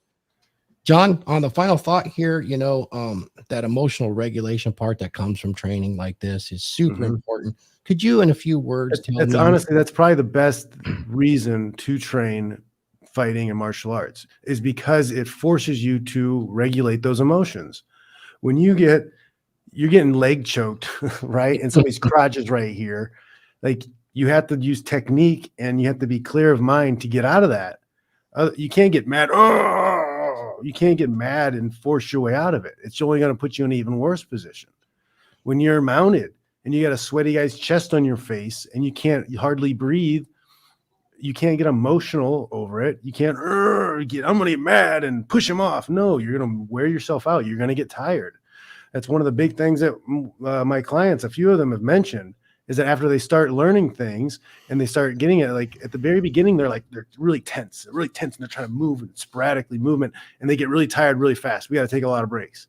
After they start calming down, they start understanding position, they start understanding where to move, how to move, the emotion comes out of it, and they move better. Their technique becomes better. And like, that's a huge part of training is you get put in these bad situations over and over again. You have to fight your way out of them without losing your cool, without being emotional. And if you're not training any type of martial art, you never really get that. There's not much in life that you can be put in those situations and have to feel that. That's why a lot of wrestlers, man, a lot of the wrestlers are the coolest headed guys I've ever met. Right. I mean, there's nothing like, you know, getting choked and with a full-on tea bag to give you emotional control. Yeah. That's what I was going to ask you. Well, not about teabagging per se, but emotional control. But what I wanted you to kind of list the benefits that you've achieved in life that are directly relatable to your learning of how to fight, how to avoid violence, and with the proper use of force. What can you think of off the top of your head besides being teabagged and getting emotional control? But that's important. Yeah, I think discipline is a big part of it. Learning discipline, because if you don't have discipline, you're not going to be able to do the work. You're just not. Like, you have to be disciplined to go to all your workouts. You have to be disciplined to eat the right foods. You have to be disciplined to do your other cardio and lifting stuff. You have to be disciplined to not lose your cool in certain situations. You have to be disciplined to pay attention to your instructor while he's teaching. You have to be disciplined to work well with your partner, because sometimes you don't have great partners. You still have to be disciplined to get the work done. Otherwise, you're just not going to get any work in, you know, and discipline was going to take you very far. Discipline will take you much farther than motivation ever will. Yeah. John, I mean, what a pleasure it is. I consider you a great friend. It's amazing. For me, the brotherhood of learning these skills is another great benefit. You and I have, I mean, we've met one time, but we have that brotherhood and language of the Brazilian Jiu Jitsu.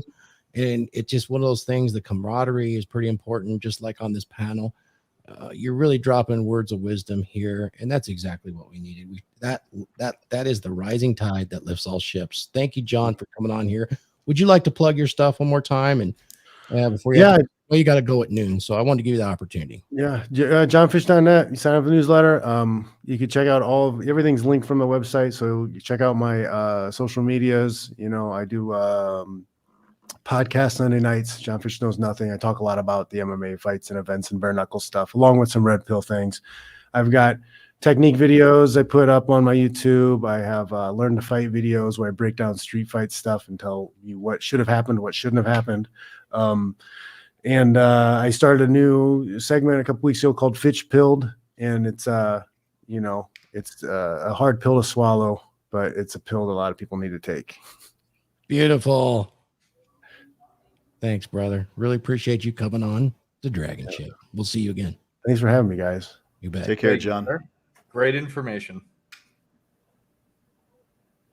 All right, guys, we're going to continue on with the stream when John leaves. And I want to go ahead and go round table, and let's just go ahead and open up the benefits as you guys see it and what you've experienced in your life with this whole topic. As a man coming up, you're going to face this because you go to school, you get bullied. There's a lot of dominance hierarchies that you have to go through in life. And in those dominance hierarchies, force is always unspoken and ready to go at any moment. The really smart ones know how to talk out of it. They know the emotional control. But, what are your guys' thoughts on this topic? We'll just do final thoughts and go for a little bit more and see what you guys got to say. Go with Phil.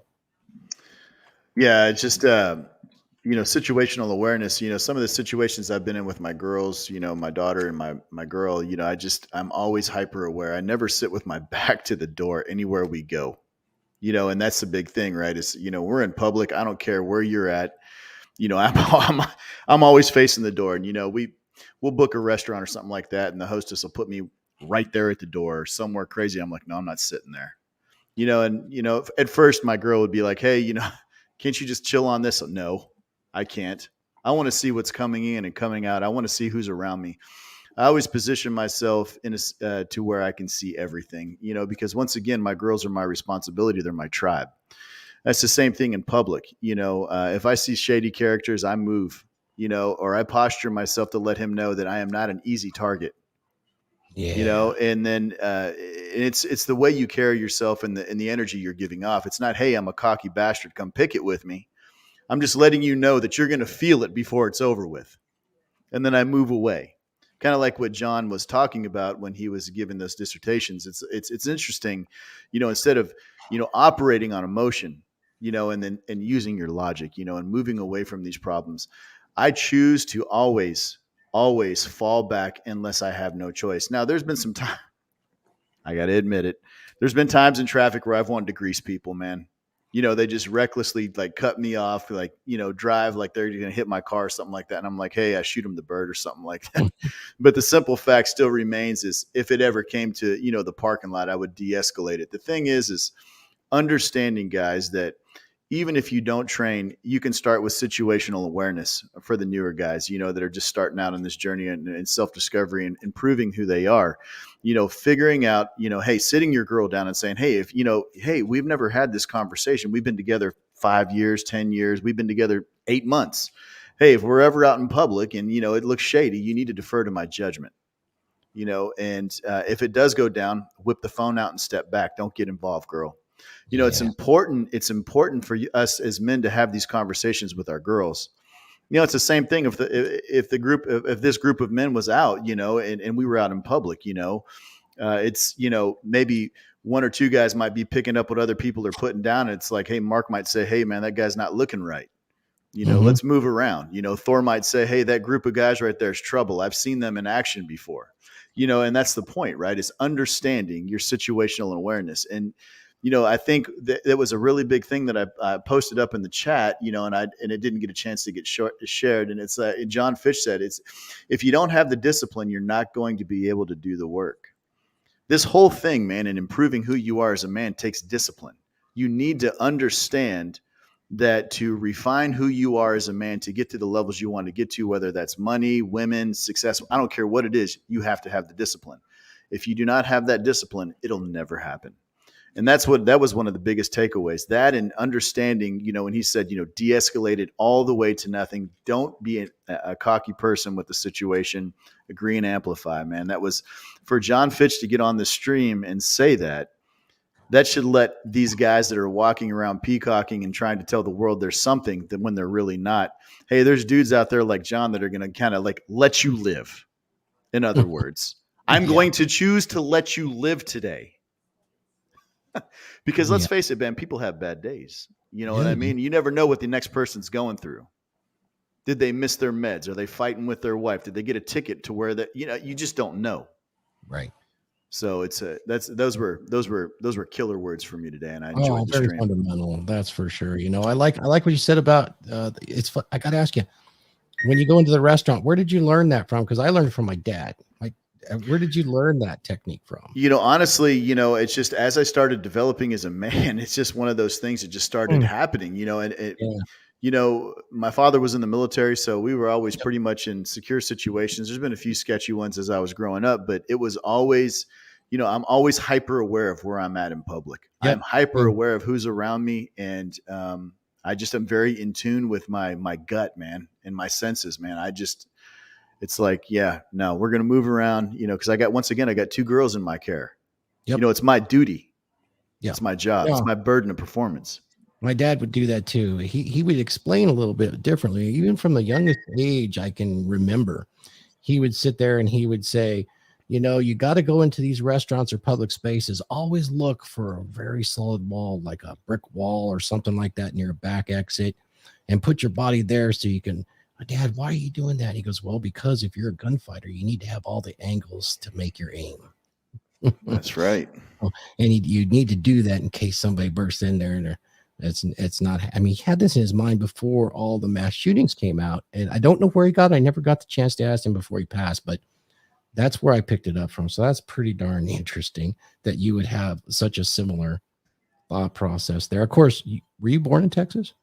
No, sir. I was a military brat. I was actually born in Germany, and I've lived all around the world. So I've been pretty much everywhere, man. You're a Texan now. Come and take it, right? Yes, sir. 100%. It's your ass if you come on my grass.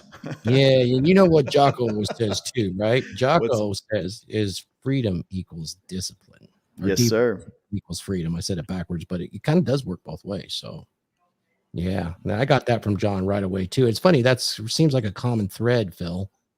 Not only there, but people that are in the top of their field physically. I put up the 6 P's before, and physicality was right there. But also, if you look in there, problem solving includes discipline, because you can't problem solve without that. That's one of them as well. And super important points there for the chat, for our audience, and for our panel members. Next up, wants to add any more comments on this? I just want to say, I want to say here, I do the same thing, and I think it's really important to have that situational awareness. And I actually learned it from Christian McQueen. I don't know if anybody remembers his name. We know who he is. But he was a guy in the space a while ago, and he ended up being a scammer for certain stuff. It doesn't matter.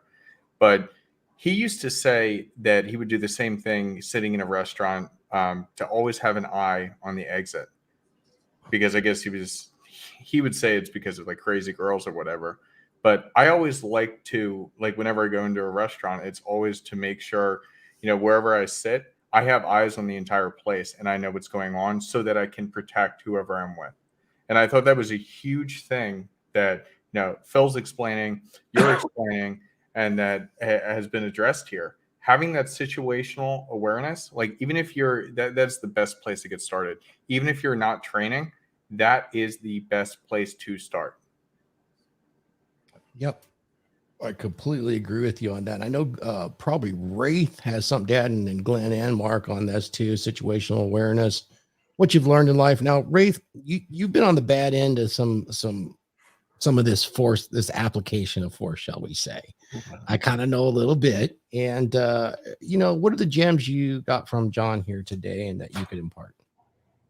Well, I mean, I think from a standpoint, it's, if you learn nothing out of this,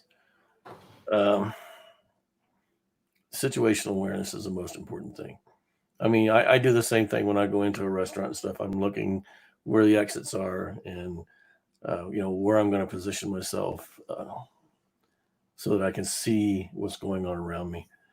But the reality of it is it's growing up, accepting responsibility for yourself, and to start understanding that, that you have a need or a requirement to take on that responsibility for yourself and the others that you're with. Yeah. Okay. And by doing that means that you have to become competent in life. And part of being competent in life is, being able to defend yourself.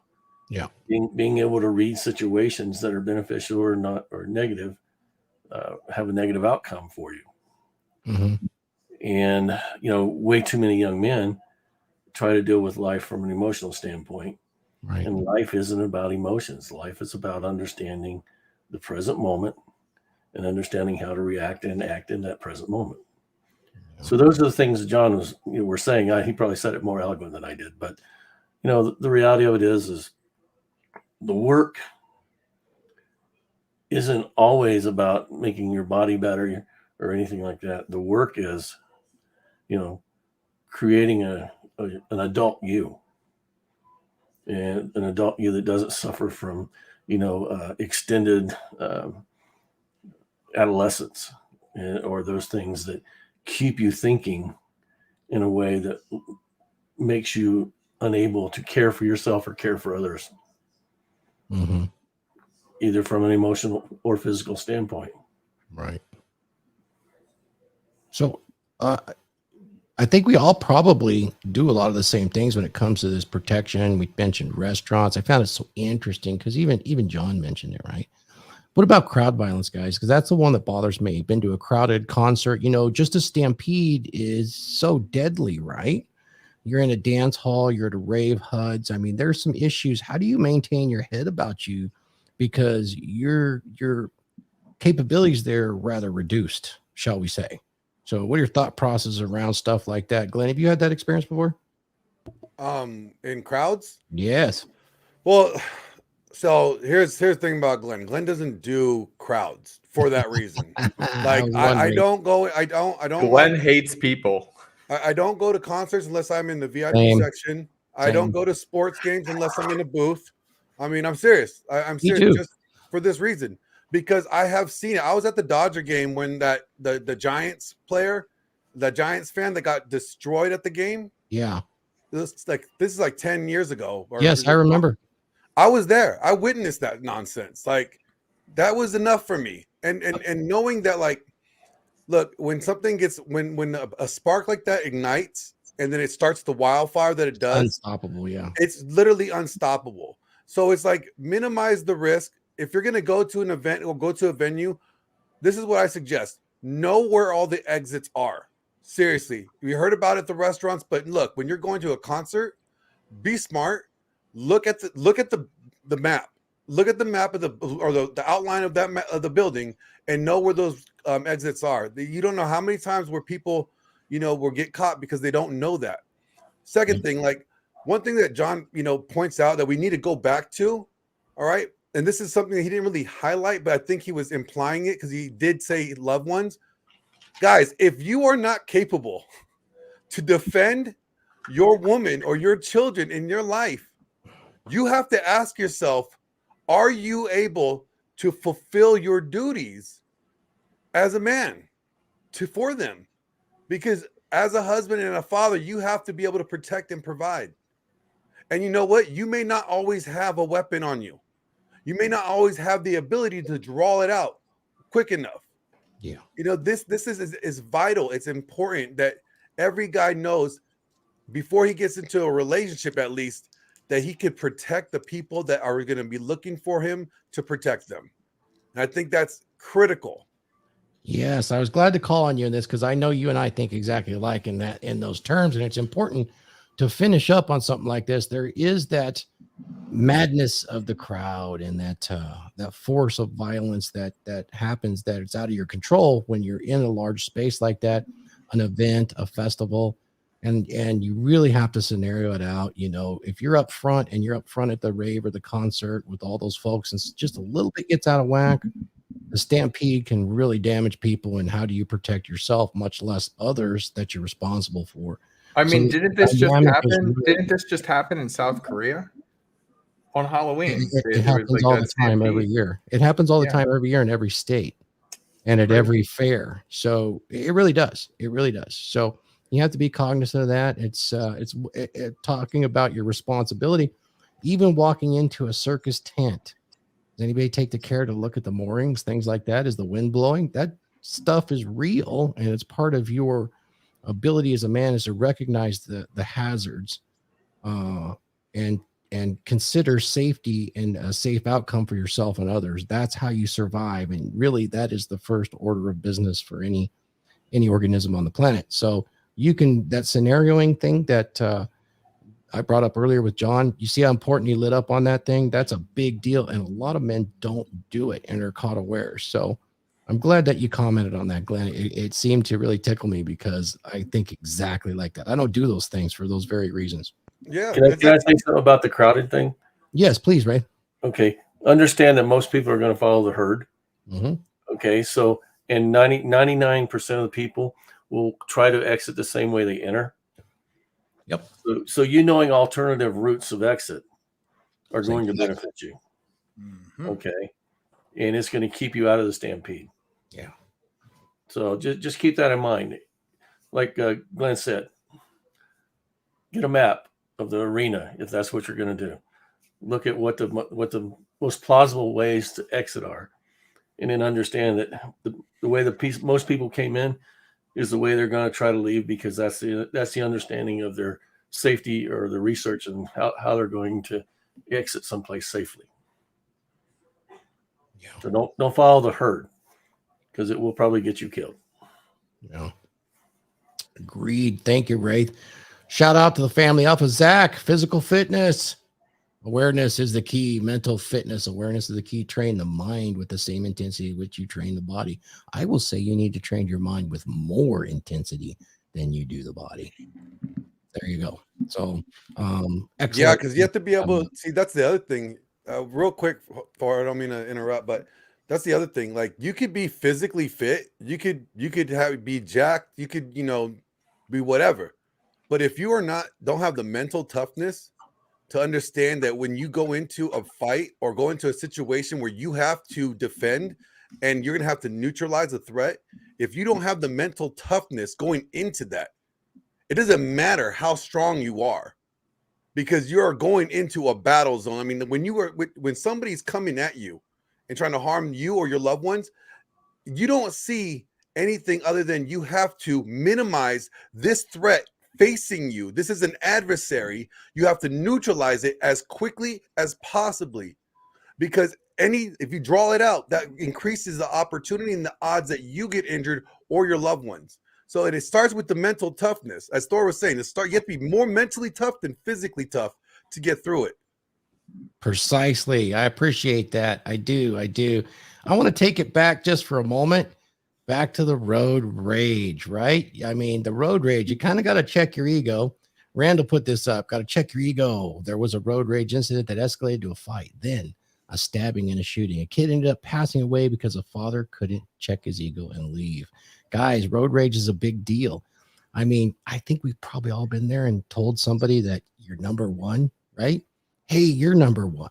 And instead of telling that person you're number one back, I start doing something different. Maybe you shouldn't do this, though. I have to think about this for a minute, because every time someone has done that to me, I do this number. And then they give me the double number one. So I just don't get it. I was trying to de-escalate. Can anybody help me with that? Yeah, then you just do this. Well, it's kind of yes. mocking. Well, see, the thing is, when you just like wave back, it can be kind of like mocking. to them. No, I'm sorry. The double hand, the double, like that was a great one that Fitch was saying, and that's something that I was trying to express when we were talking about earlier, like how to de-escalate. And maybe I was mixing that up with fawning, but the open palm, that is a great way to back off. Like, look, I'm not trying to start a problem. I don't want to get into this situation. And a lot of times, like people will back off because nobody really does want to get into a fight like that. Yeah. Yes. Most I noticed aggressive. Oh, There my you go. apologies. Go ahead. No, I was just going to say, where I live in North Texas, Dallas, Fort Worth, man, the freeways are way too big and the speed limits are like 70. So people drive like crap here, man. It's like, it's a crapshoot every time you get on the freeway, man. You're like rolling the dice. You're at the craps table, man. I'm for real. The interesting thing is, and I'm not pointing fingers or anything, but I am. Most of the aggressive drivers are women. They're completely unaware, no turn signals, on the phone, doing makeup, eating in the car, and cutting you off. And you're just like, what are you doing? You okay over there? You need some help? What's up? And when they don't get their way, they get very, very agitated. And so for me to step away and not really get irritated in driving anymore, because I used to when I was younger, I'd be like, God, man, what a fucking jerk. You know what I mean? So now I just go like the speed limit everywhere. So like I'm like impeding traffic because everybody is in such a hurry, especially women. That hurried woman syndrome is a thing here in North Texas, man. It's crazy. And I'm glad you brought, it's a thing, you know what I mean? So it is. It's a thing here too, Phil. It's funny though. I mean, I do know some women that follow the speed limit and all that, but then again, exactly like you say, I have seen this before, and ironically, a woman broke my wife's neck. She was obeying all the traffic laws. The other one was speeding. and it's just, and that's where guys in the chat, or whoever might watch the stream might have a chit chat with their girls. Hey, babe, how you driving? What's going on, man? When you're behind the wheel, don't get yourself in a situation you can't get yourself out of, because once again, you never know who the other person is, the other counterpart in that other vehicle, especially when it comes to road rage. And I'm glad you brought Danny Arnold up right here. So I'm gonna let you go ahead and lead into that. This is a really good one right here to talk about. I will. I'm going to do that, but I want to come up one other thing, because we're going to piss all the women off with the driving thing. But I got to say, they'll come back and say the statistics say that men are in more accidents. Realize that there's actually more men drivers and more commercial drivers. Yes, sir. And they're typically, so when you segment out for demographics, what Ender Tate said is pretty much true. But anyways, we'll leave it at that. And let's get towards Danny Arnold. Something else to remember too. Sometimes you can create an exit if you need to, bust out a window, bust through drywall, etc. That's part of the selection process when you are entering a building or an open space where you might need to move, right? It's much harder when you're in the crowds, like we talked about earlier. Shoot, look at the Las Vegas incident. People got injured rushing because of the shots there. So those are harder, but definitely if you're in an individual spot, I like what he had to say here. I haven't had a need to create an exit, but I see that. What if there's a fire? Right?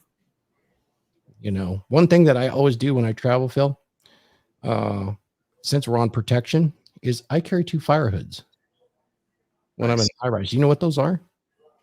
It's like what firemen wear, right? Yeah, in case there's smoke and a fire, a little flashlight. And in some cases, if I know I'm going to be up, I might even have my cord, my dynamic cord. But just something you can throw in there. But yeah, it gives you a little few moments with the smoke, right? There's such things as smoke hoods.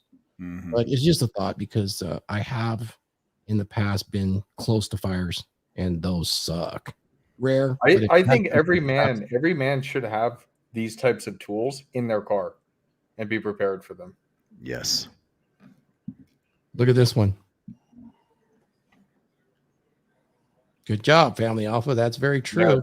Yeah. We'll have to do an episode, because being prepared as a man is also training your woman how to recognize threats, because women, thinking with emotions a lot, they'll miss some threats. And yet I'm going to be fair with them here, because they'll see threats that you don't, particularly when they're coming from other females, because they're so adept at sub communications. They can see when another female is egging their drunk guy on so that they can get some drama or attention out of it. This is a big deal. So you know, for those of you who are out there in the club environment, in the social environment, or at the beer drinking fest, pay attention and train your woman to be aware of those things too. And you'll be surprised when it comes to the other women, they're pretty aware of who's causing trouble. Interestingly. Yeah, Rafferty, I got him. Oh, you got him? Yeah. No, I don't have him. I'm blocking somebody. My apologies. Yeah, Rafferty, man. You know, this one right here. Something else to that was Danny. My apologies. Yeah, this one. Yep. There you go. I told a girl I know to let someone else be pulled over or just cede to others. It saves money on tickets and road rage. Rafferty, that is excellent advice to tell your girl, man. And that's something, guys, that you need to really understand is that if you do have a woman in your life, it's important that you lead her through this crazy world. It's your duty. It's the burden of performance that Thor's always talking about. It's the same thing we always talk about in this men's space. You know, if you're going to lead effectively, it means all aspects, not just in the bedroom, not just at the bank, every aspect. It's important. Yep. No, I want to second Good that. point. I want to second that because leading is not just telling. Leading is not just giving instruction. Leading is demonstrating. It's being the example for them to see how to handle. If you can show them how they're supposed to handle a situation by demonstrating, not just your words, but leading by example, they will get it so much better and they will have more confidence knowing that you are also practicing what you preach and they can have trust in what you're saying. So you have to lead by example. And I think that's what Thor was, or what Phil was mentioning is going on with this. Like, that's not just leading in the bedroom or leading in the bank. You got to lead by demonstration. Yeah, I want to make a point on that for you, Glenn. It's because I've witnessed this before. This is really spectacular to see. So you'll have your girl, you hook up with her, you're planning a family, things are looking great, right? And you're doing the protection thing, and she thinks it's a little overboard, right? And then all of a sudden, Junior shows up. Now the protection is there. These girls get really interested in that protection as soon as there is a child in the family. It gets even easier to do. And that's been my experience personally, but then also through friends to where, oh, don't be ridiculous. It's going to be fine here nope, we better watch out. So, you know, definitely the women do kind of adopt that, you know, secure mentality when children are around, and naturally so. I really like that comment that Zach was making, because truly, your woman is a reflection of you. So when you're not around, how is she going to handle situations? Does she handle them well? And that's up to you to lead as a man. Mm-hmm. So Huds, how do you train your woman to do that? How do I train my woman to do that? Oh, that's a good question. I mean, certain situations, let's think about it for a second. Maybe training's too rough. How do you condition her? Yeah, so certain situations, I think back to a relationship that I had before. Like she used to call me and then just be cursing on the phone, like while driving, about like other people, and it's like, what's the big deal? What's the big deal? What's the big picture here? And when you do things like that, it kind of brings somebody. It goes back to the de-escalation that we were talking about with Fitch. And that de-escalation is like, all right, now that I'm actually thinking about it, yeah, this isn't a big deal. So it's little things like that to train them in understanding like what is a problem and what is not a problem. And also you yourself, how you emotionally respond to certain things is going to show her how she should respond to certain things. So if small things happen in your life and you just get so riled up about it, she's going to get riled up about little things in her life too. But if little things happen in your life and you don't get riled up about it, you're leading by example. You're leading by example that when these small things happen, it's not worth making a fuss over. I think that's one great way to get it started. I think that's a factor, but you got to do way more than that. You really got to have the conversation with them. That's hard, you know. Yeah. And yeah, go ahead, Bill. Yeah, I was just gonna tee off of what you said. You know, it's important. You know, I think women. You know, if a woman wants to be in your life, she's going to assimilate to your life, right? And so, And Donovan Sharp, I'm going to plug him right here. He always says this: women are trainable. They really are. If you want a woman in your life, she needs to understand exactly how you want things for you to live a fulfilled life. This is just one aspect of it, but you can literally train her to do anything, because women are highly trainable, especially when they have that genuine desire to be with you. Now, if she's resistant to that training, and I'm going to call it training because, like with my girl, she is trained 100%. She knows how I like my coffee, how I like to start my day, how I like to end my day. She knows it all. She knows how I like my clothes folded, how my clothes to be hung. She knows it all. And it's because I communicated that to her. And this is just another aspect. She had commented on that, earlier in the stream in this topic, and it's like she literally checks in with me before she leaves the house. Hey, this is where I'm going to be. This is where I'm going. Secondary thing. We have iPhones. I see her location. If she didn't show up, then I just go to the last location I saw her. And she said right here, she says, that's a true story. She just commented in the chat. She lets me know. And that's something that is important that most men need to think. And it's not necessarily being domineering. It's just or controlling. It's called, hey, that is my job to know where you are. And if something goes down, I got you. What if she has a flat tire? I got to be the guy to go change it. You see what I mean? What if something bad happens? I can be there for her. That is the point, guys, is what we're trying to communicate to. They are trainable. And so I want to use the word train because I believe it's important. In this situation, when it comes to capability, kind of like some of the things John was saying, women are very hyper aware of danger because they're women. Okay. But then again, sometimes they're unaware. They're distracted. They're distracted with they're distracted with kids. They're distracted with girlfriends. And so it's important to have these conversations. And if you aren't comfortable as a man, have conversations with other men before you have that conversation with your girl. Get insights from other men, especially quality men. And I think it's important. She further goes on here. Let me go ahead and drop it in there. Are you going to drop it? Yeah, I'll put it up there. She says, my apologies, Thor. No, please. Yeah, she says right here, if I go to multiple places, he knows when I arrive and leave from each location. Sometimes I send a picture to let him know I'm okay. This is a fact.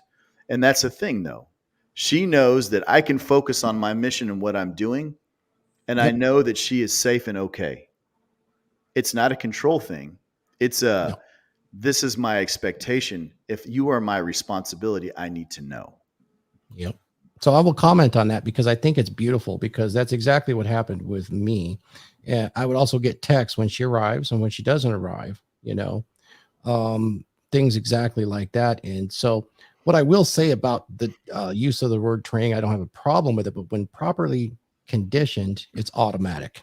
Because I used to be a trainer for power linemen, and to me, it always implied training would be finished. But conditioning, when we conditioned those guys for the dangerous environment, it was in their subconscious. It was automatic. It became automatic, and you could do that with training too. Guys train for fights, so it's really semantics. But you train it, and it's automatic, and it gets to the point where she's desiring to please you and tell you that she's okay. It makes her feel good. It makes her feel really good that, she is letting you know as the leader where she's at, and it makes her feel like a team member, an integral part of the team, that she's letting you know what's going on.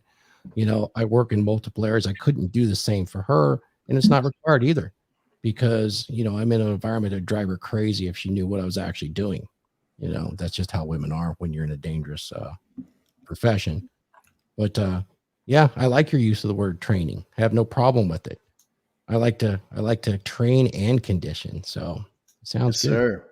I can associate with that so deeply because I would get the texts, even daughter, whoever, in my family. If they went somewhere, I get the text. I get the call. Even when we didn't have the text, I get a call. Oh, I arrived safely. Oh, I didn't. And there were good reasons for that too, What do you guys think about this comment from Juan here? Everybody has a plan until punched in the face. Mark, how would you respond to something like this?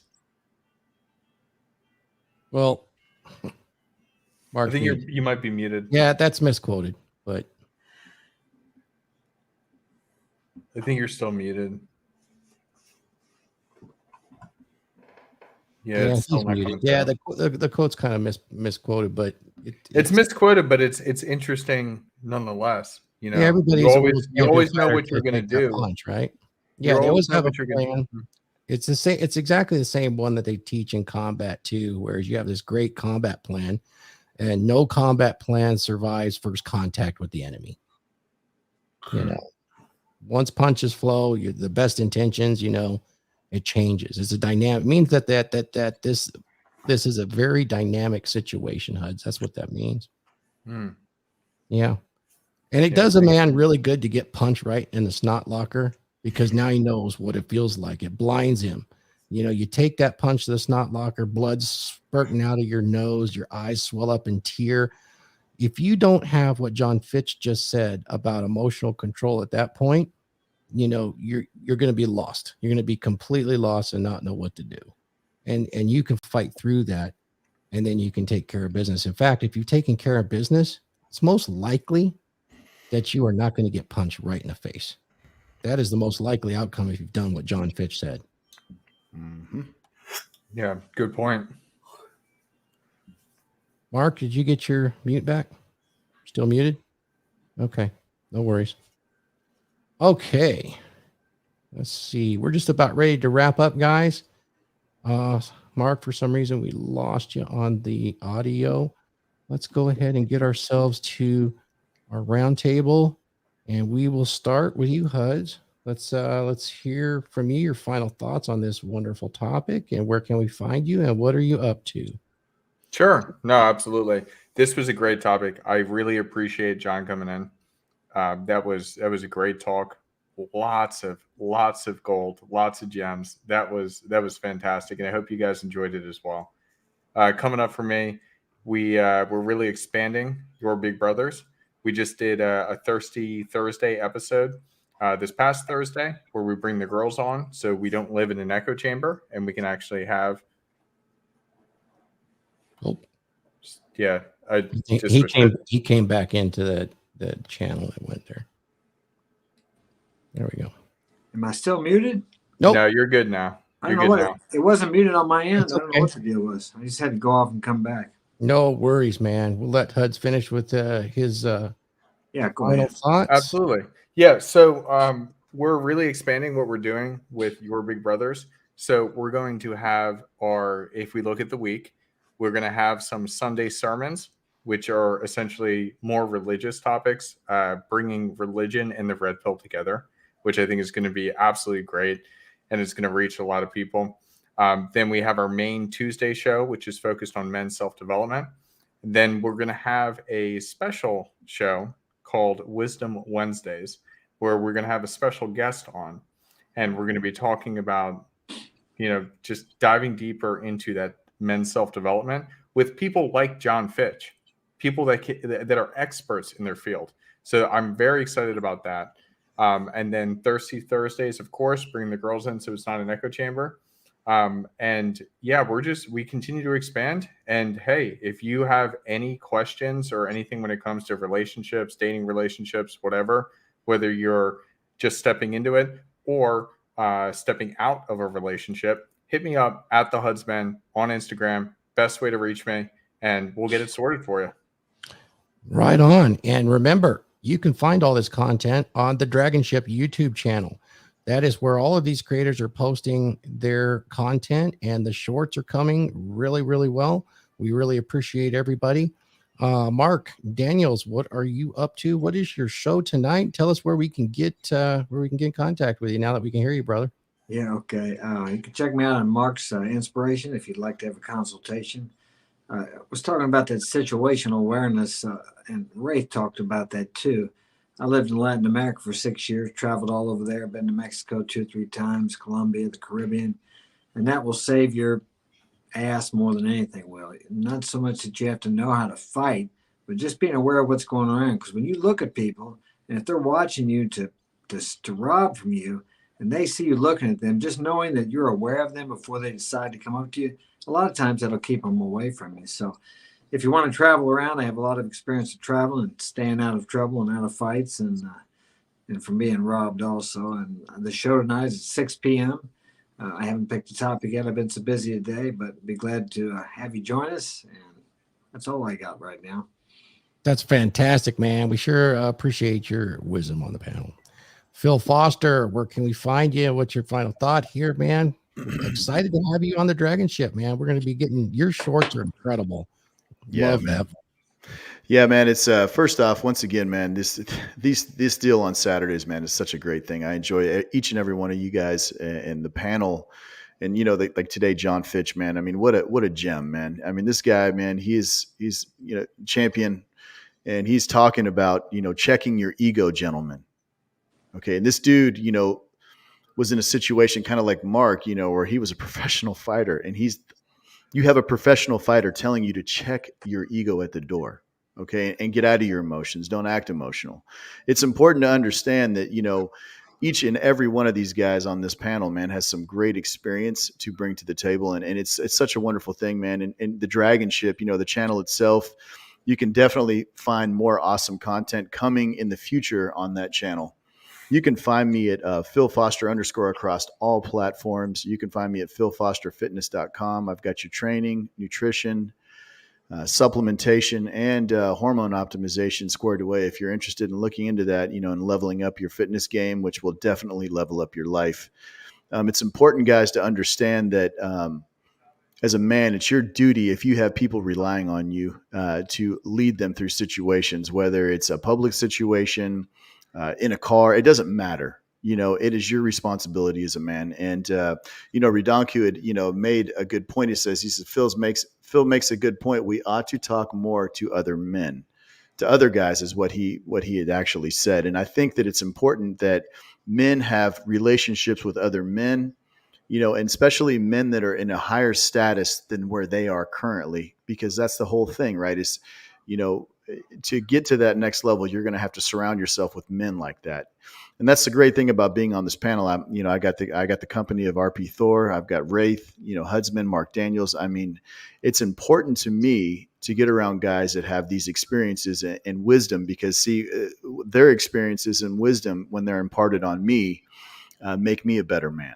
And that's what this whole thing is about, is, getting guys to level up to the next level, because that's how we're going to fix this whole thing, right? Is by fixing men, getting men to wake up a little bit more and understand, that there's more to life than banging girls. There's more to life than money. To be a well-rounded, successful man in this day and age, it's not that hard. You just have to have the discipline, like John Fitch was saying. If you do not have the discipline, it's not going to happen, guys. And so when you take that away from discussions like we had today, it's important to realize 100% that discipline is fully your responsibility. And once you start taking responsibility for the things in your life is definitely going to improve. The girls will come, the money will come, the status will come. And it takes some time, to develop and, continue showing up. The guys in the chat that are still in here are the folks that were watching. Hey, anybody that's interacted, it's been great having you guys here today. Keep showing up, and we'll definitely put you guys on blast and answer your questions. We're getting more efficient with that. And with that, man, you guys have a wonderful weekend, and happy Thanksgiving to everybody next week. If you're celebrating that with your family, take that time to spend with your tribe and, really enjoy them, because that's what the Thanksgiving holiday is all about, is getting that opportunity to spend that time with them. So it might be a grind because you got company coming in town or something like that, but don't look at it like that. Look at it as an opportunity to see them, because you never know when the last goodbye is going to be. And with that, you guys have a great one. Thank you, Phil. Really appreciate you. Raith. Let's see. I think you can find me on just about every platform as Raith _Deantior. And I participate in this group, the DragonShip, and I also participate in the Men's Empowerment Network from MLD. Guys, and those are the places that I find value. My own, brand, I guess, and this brand and the men group. Because way too many people are out there telling you, this is what you need to be, this is what you need to do, and not giving you any pathways to get there. And I think that both this group and the Men's Empowerment Network, they offer those pathways. We're not here to give you an ideology. We're here to give you true, honest ways to improve yourself and develop competency. And that's important to me. I think it's important to every man on this panel here. And I think it's important to the people in the Men's Empowerment Network. So I'm not trying to sell myself. If you want to contact me and you want to have a conversation, do some coaching and stuff, I'm there to do it. But what I really want you guys to do is, move away from the ideology of the red pill and move towards the practice and putting that information into practice in your life so that you become better men. So with that said, back over to you, Thor. Thanks, guys. I really appreciate it. I want to say some final thoughts. I'm going to say, hey, I'm going to do a shout out to Glenn Laurence. He is a workhorse, and Randall's a workhorse behind this endeavor for the new DragonShip Network channel. All of these men broadcasting to their channels. Glenn has really stepped it up. Be sure and watch his show, Big Bros. So it's fun watch. Take a watch. It's a little different. Definitely a DragonShip branded channel. We got good stuff coming from Phil, Mark, Raith, myself. Guys, one of the things I wanted to actually promote right now is the DragonShip Monthly Mastermind has changed its name.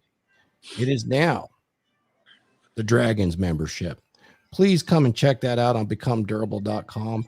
That makes all of this possible, and it's uncensored, once a month, 3 hours of mentorship. And it might be good to kind of think of the Dragons like a red pill aware Toastmasters group. It is very unique in this sphere, and it gives all men a way to reach out and improve themselves, and particularly raise their social acuity while learning how to see the world for what it actually is with empiricism. We love that. And we love the DragonShip. Don't forget to subscribe to the DragonShip, RP Thor, Raith Deantior, Phil Foster, Glenn Laurence. We really appreciate you. And I will say this, next week you cannot miss. Next Saturday, I'm going to give you the title of what we're going to talk about. Your woman will leave you.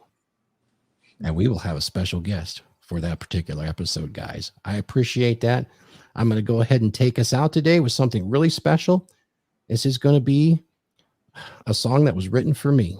It was written for me, and it's called Blood for Valhalla.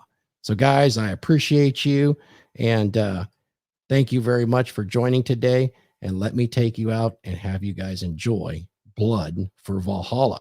Skull, see you on the DragonShip.